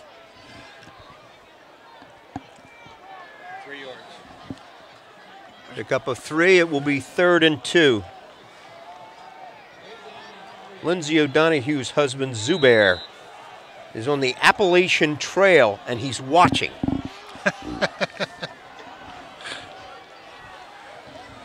Does that top the guy in the airplane who was watching? Yeah, I'm not sure. 3rd and 2. Depends if he's running away from a bear while he's watching. Straight ahead. Oh. That's going to be a tight one there, too.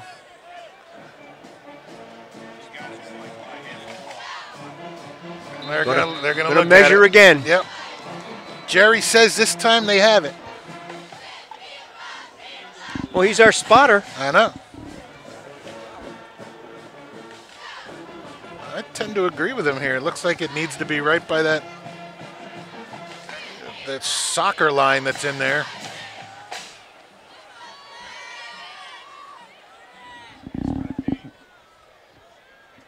Got it. Oh, an inch. Oh, inches. Wow. Well, there's no way they're not going for it this time. Here he comes Ryan Shomo. Well, they'll probably Alice go jumbo to one side or the other.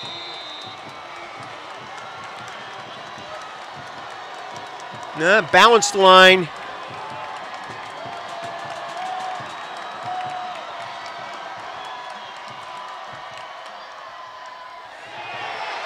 Oh, he could go. Danny Guys into the end zone.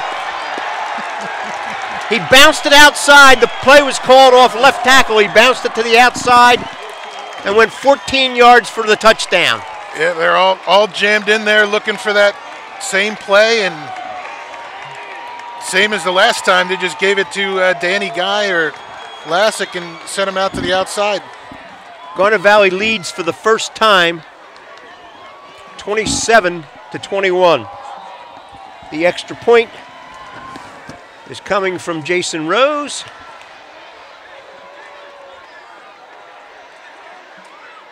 And the kick is up and right down the middle. Garnet Valley leads 28-14. 28-21. 28-21, and that touchdown brought to you by Joseph Anthony. I wanted it to be 28-14. And Salon. Well, a scoreless third quarter. Garnet Valley's the first to strike here in the fourth and take the lead 28-21. 2 minutes into the fourth quarter. I might have something that beats the Alaskan or the Appalachian Trail. We got Frank, Steve, and Mike Cutters are salmon fishing in Alaska. And they're watching the game. Oh, my. Thanks, guys. Got a good one to watch anyway. They might be running away from bears, too. Yes, they might be.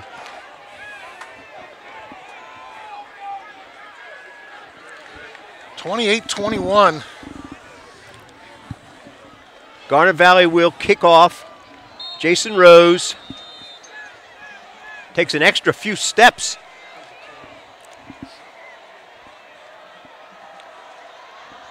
Hits it down the right side, trying to pin him against the sideline. And he gets out over the 30 to about the 36-yard line.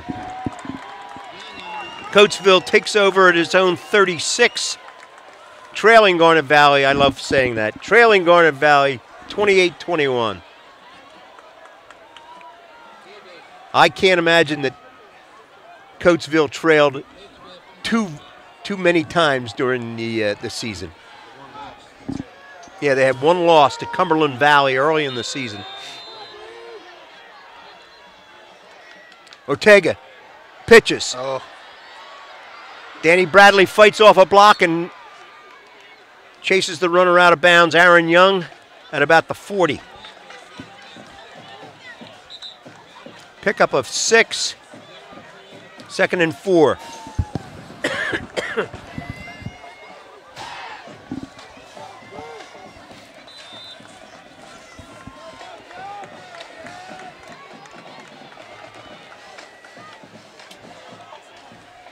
Ortega throws it. Bounce it. That's a loose ball. Oh, and he got loose. Gosh. That play could have been a disaster for Coatesville. Well, it was designed that way. What it's meant to do is freeze Garnet Valley, which it did.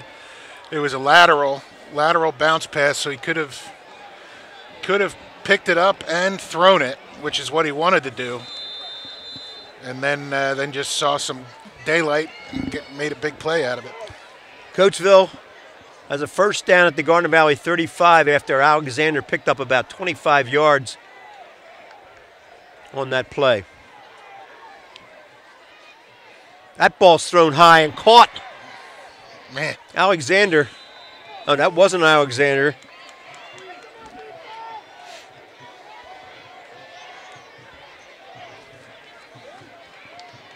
Guys, once the ball Avery Young, number 2. Once the ball gets in their hands, you got to have a couple guys over there. They're so good at making that first guy miss. 2nd and 4.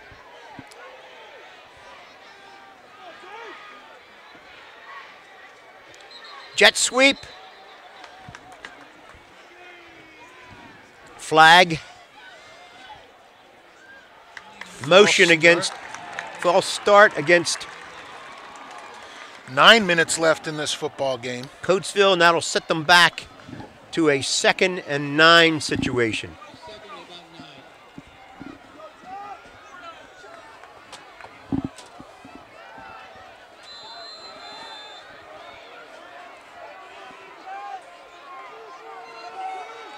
Ortega fakes the jet sweep, throws inside, complete. Oops. Cut to the outside is number 2, Avery Young, and he gets inside the 10 to about the 5. Nifty moves, great throw. And the quick strike Coatesville Red Raiders are inside the Garnet Valley 10 at the 6. Handed off inside, getting next to nothing. Clock running. Aaron Young. Clock running, under 8:30 to go in this ball game. 2nd and goal from the 6.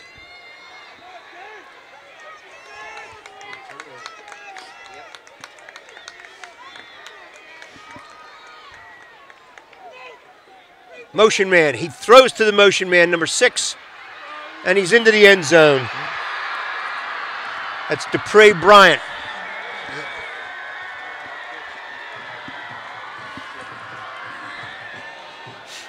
Quick strike, Coatesville.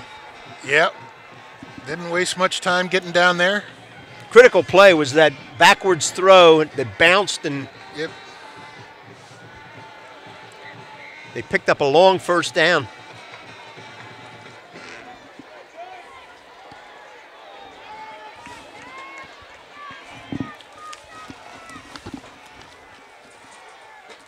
Ball's down, kickers up, and good. And we're tied at 28. Wow. 8:04 left to go in this game. Tie ball game. Jaguars are going to have the ball. Well, a nice manageable 8-minute drive. 8-minute touchdown, drive or even a field goal. that results in points would do it for the Jags. Coatesville has all 3 of their timeouts left. Garnet Valley has 2.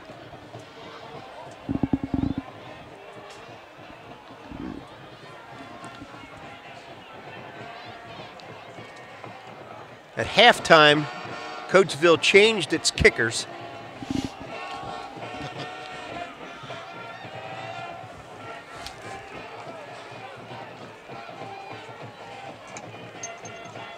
Number 69, Than Highland, kicked the last time, and he is also the kicker this time.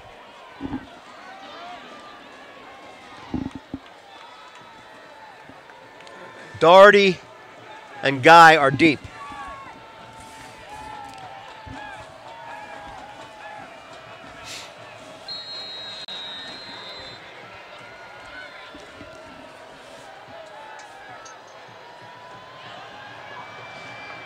Highland gets into it.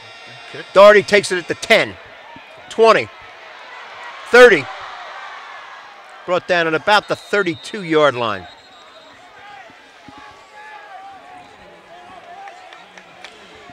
Good return. Yeah, I didn't want him to get too far. We that inhibits the 8-minute drive part of this. Absolutely. So we have the ball at our own 33-yard line.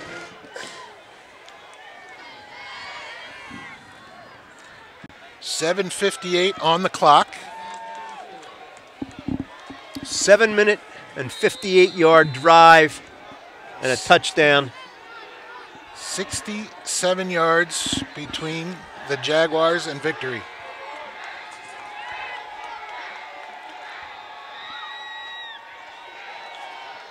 Ooh. Danny Guy bursts through for a first down. Guy asked for a replacement. Yeah, he was getting a little treatment on the side here. Oh, they're saying he didn't make it. From a little tightness. Ball is placed at the 43. We need half a yard. We are right on that spot. We need a half a yard for a first down.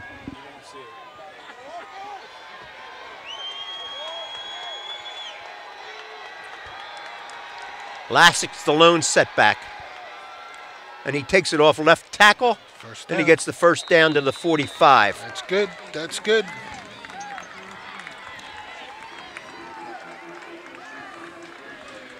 Set it and run the clock.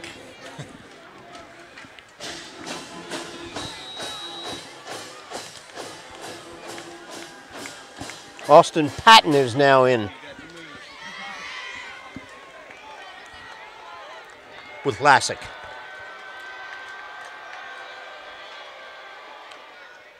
Lassick takes it ahead for about 4.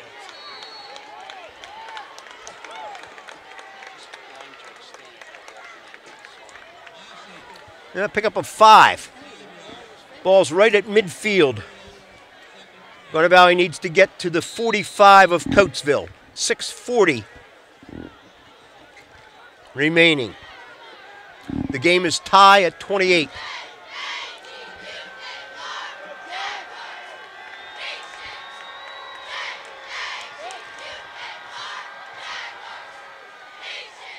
Lassick. Ooh. Thrown back. Raimondo. Third and 2, 2.5. I suspect we're in 4-down territory at this point in the game. Danny Guy checking in. Extra lineman checking in.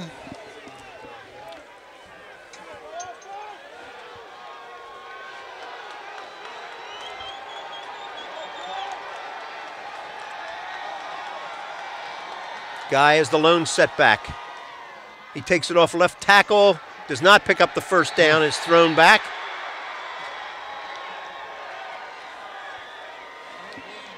It will be fourth down and about a yard. Ball's at the 40. 5.5 minutes to go. They're not even thinking about kicking here, gang. Ball's at the 47-yard line. They need to get to the 45.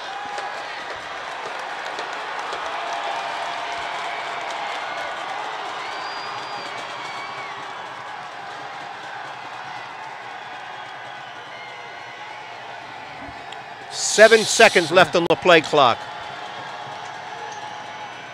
Danny Guy does not get the first down. Comes up a half a yard short. Great job by Coatesville's defense there. Jags probably could have used a timeout right there to make sure they had it right. They probably saw something there that they liked and went with it. That time, Coatesville was equal to the task, and they'll get the ball back on downs. Garnet Valley has been running very effectively off that left side all night. Wide receivers to each side, 3 to the top, Man in motion. Aaron Young takes the jet sweep, gets outside.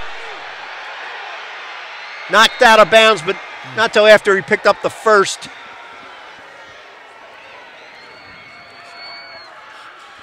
.449 left to go in the game. Ball's at the 42-yard line of Garnet Valley.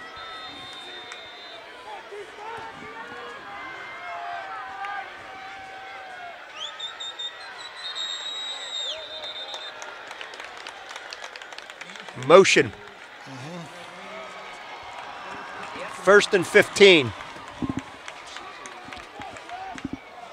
Jags could use a big stop here.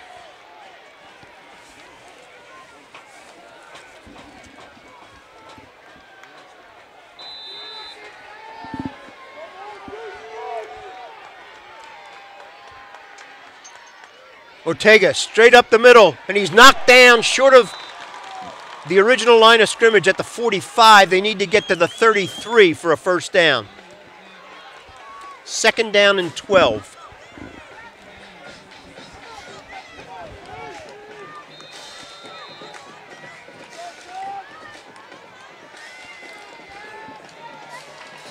Summers comes wide to this side.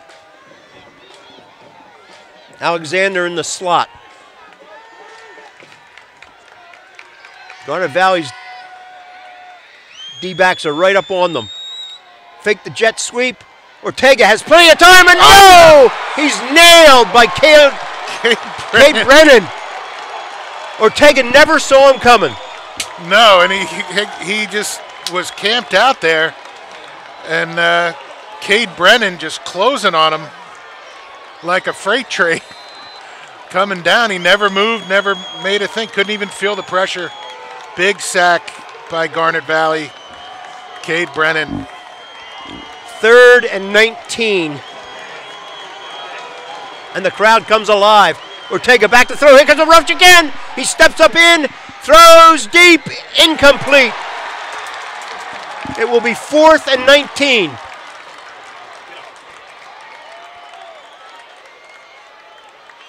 Fourth and 19. Cherokee a little slow getting up. Yeah. I don't know if he was just holding his head because he was so close to making that play, or if he was legitimately shaken up there. But Coatesville going to give the ball back with 3:28 left to go in the game. Garnet Valley has 2 timeouts. Danny Guy is the only punt returner. Garnet Valley's coming. He gets the punt off. Guy fields it at the 5, and he's dropped immediately. Whoops. Danny Guy thinking he had a chance to make something happen there if he shook one tackler, but yeah, the only shot he had there was to let that ball go and maybe bounce into the end zone. Garnet Valley has 95 yards to go. Yep. 3 minutes and 20 seconds left to play. So absolutely no wind moving the flagpole at all. So we know Jason Rose kicked a 42-yarder into the wind a couple weeks ago. Danny Guy pushed back into the end zone.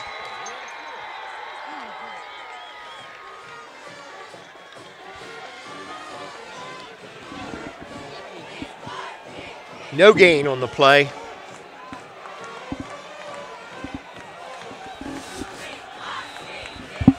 Second and 10. 2:50 left to play in the game.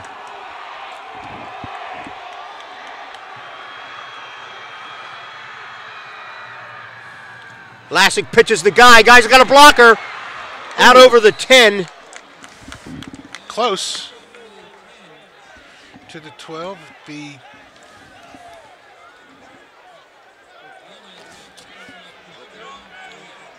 Nick Thompson, number 9, a linebacker, made the tackle. Lassick, slow to get up. 3rd and 3 at their own 12.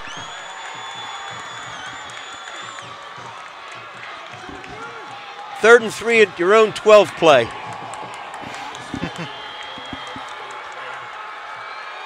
Streak pattern down the middle. I don't think so. Timeout, Garnet Valley. 1:58.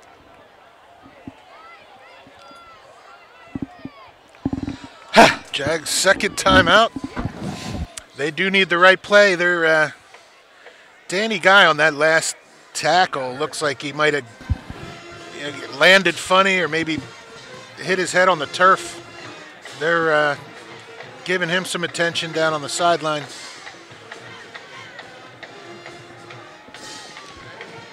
Meanwhile, the Jaguars need to dial up their 3rd and 3. 3rd and 3 from their own 12-yard line. Yep.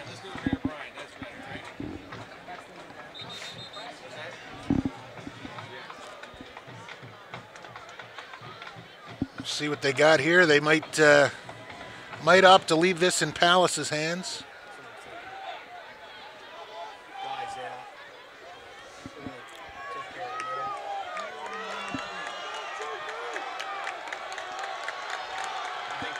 Coatesville will have 11 men within 3 yards of the line of scrimmage. If somebody breaks through that line of scrimmage, they could score.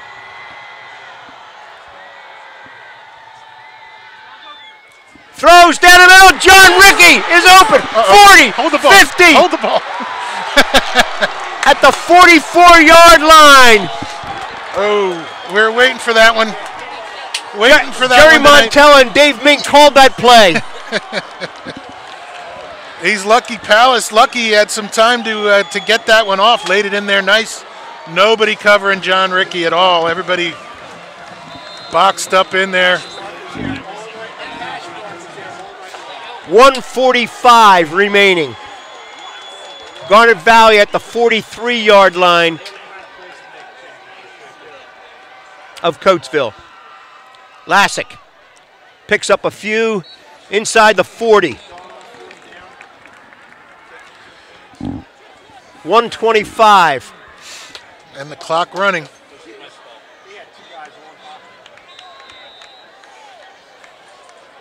Jags need 2nd and 7. at least 15 more yards to get to where you might give Jason Rose a shot. The Coatesville Coatesville coaching timeout. staff was insisting on that timeout. They saw something that had them very concerned. And look at the aquatic distribution team that comes out now. Almost as many as there are players on the field. 1:05 left to go in this game. 2nd down and a 6 yards to go for a 1st down. Jags with 1 timeout left.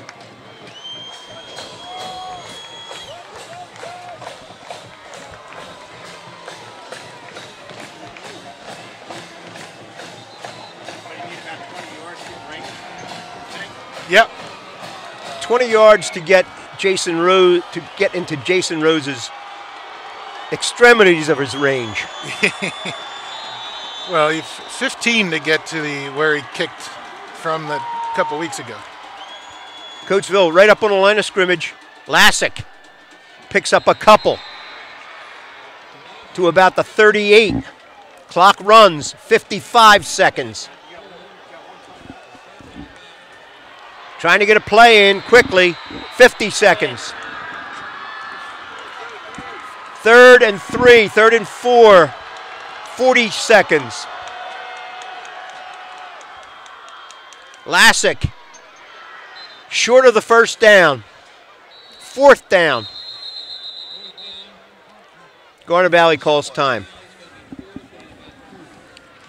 33 and a half seconds left to go. So Garnet Valley's got a very important decision to make right here is whether they go for this. they decide to try and just, kick the ball out of bounds and give Coatesville a long field and play for overtime? Or do you go for this first down now? And well, Shane Van Horn just went in for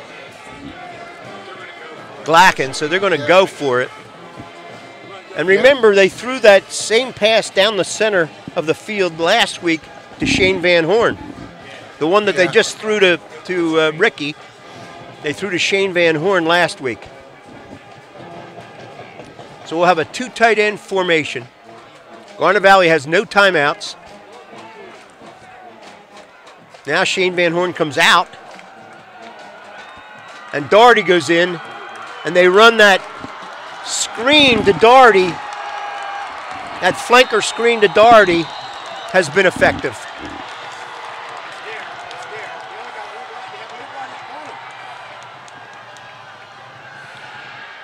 Intercepted! Oh, no. Intercepted, and going down the sideline is number 2, Avery Young, and he is gone. Wow. Wow. Avery Young just camped out there like he knew that play was coming. He makes the interception. There's a flag down there now for the celebration, but who cares? Coatesville's best player just showed why he's a Division I recruit. Made that play and takes it into the house to give Coatesville the lead here. Garnet Valley attempted a pass. Avery Young stepped in front and went down the sideline for about 60 yards. Yeah. And Coatesville's ahead 34-28. And they get a penalty that'll be assessed on the kickoff. So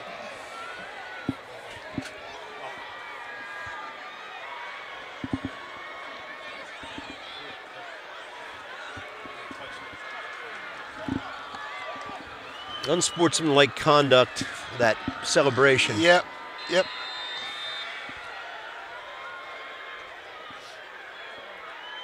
Extra point attempt.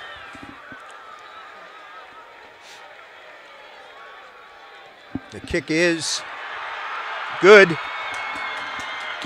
And Garnet Valley trails with 19 seconds left to play, 35-28. So Jags got a shot here with 19 seconds left. The kick will be from the Coatesville 25-yard line.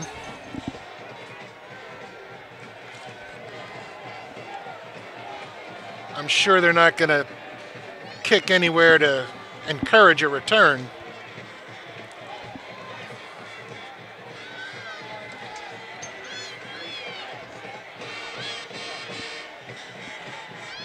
So it's a tough way for the offense to leave the field.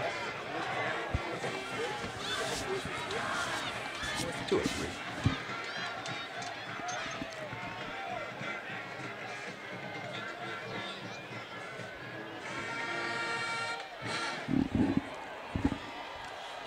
Coatesville will kick off from its own 25.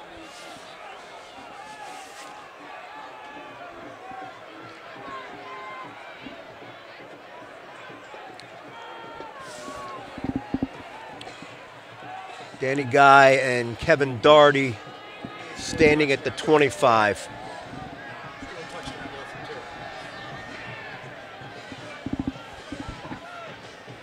So yeah, they're starting. Do they set up a wall and try to go down one side or the other? I think these guys are going to just squib it. No, he kicks it away. Doherty takes it at the 27. Right up the field. There's an opening to the 45. So 12 and a half seconds left. Jags with a little bit of life here. They're going to have to throw the ball. 12.7 seconds left to play.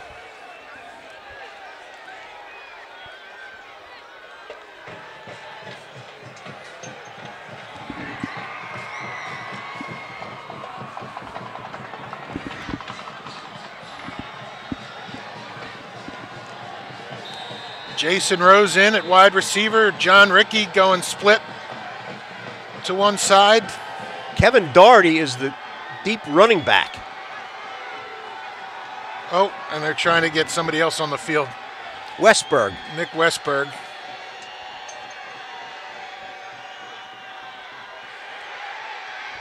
Hook and lateral. Here it comes, and a third. Second one. Did he go out of bounds? 4.3 Well, it seconds. doesn't matter. They got the first down. They can clock it. They just got to get on the ball. He can clock it. 4.3 seconds. Clock it. Get another play.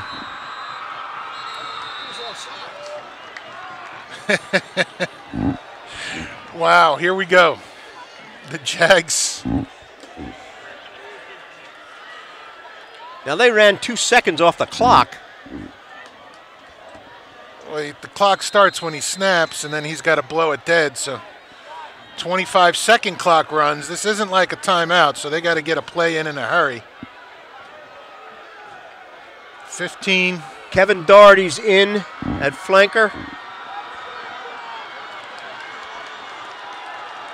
Jason Rose is in wide. 5 seconds on the play clock. 3 seconds on the play clock. The ball is snapped. Coatesville calls timeout. Coatesville timeout. Thank you, Coatesville. That may have been a little bit helpful to the Jags. They're going to take it down to the last play of the season here for one of these two teams. Well, maybe not. Jags looking... Didn't we see a hook and lateral last year or the year before that was successful for Garnet Valley for a touchdown? Anyway. I think so. So the Jags need their 19-yard play.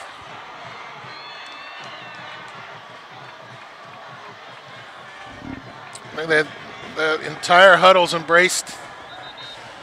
2.2 seconds left to play. Rose and Danny Guy go split to that side. Jonathan Rickey's the tight end on that side. Doherty Kevin to this Doherty's side. on this side. Lassick, the lone setback.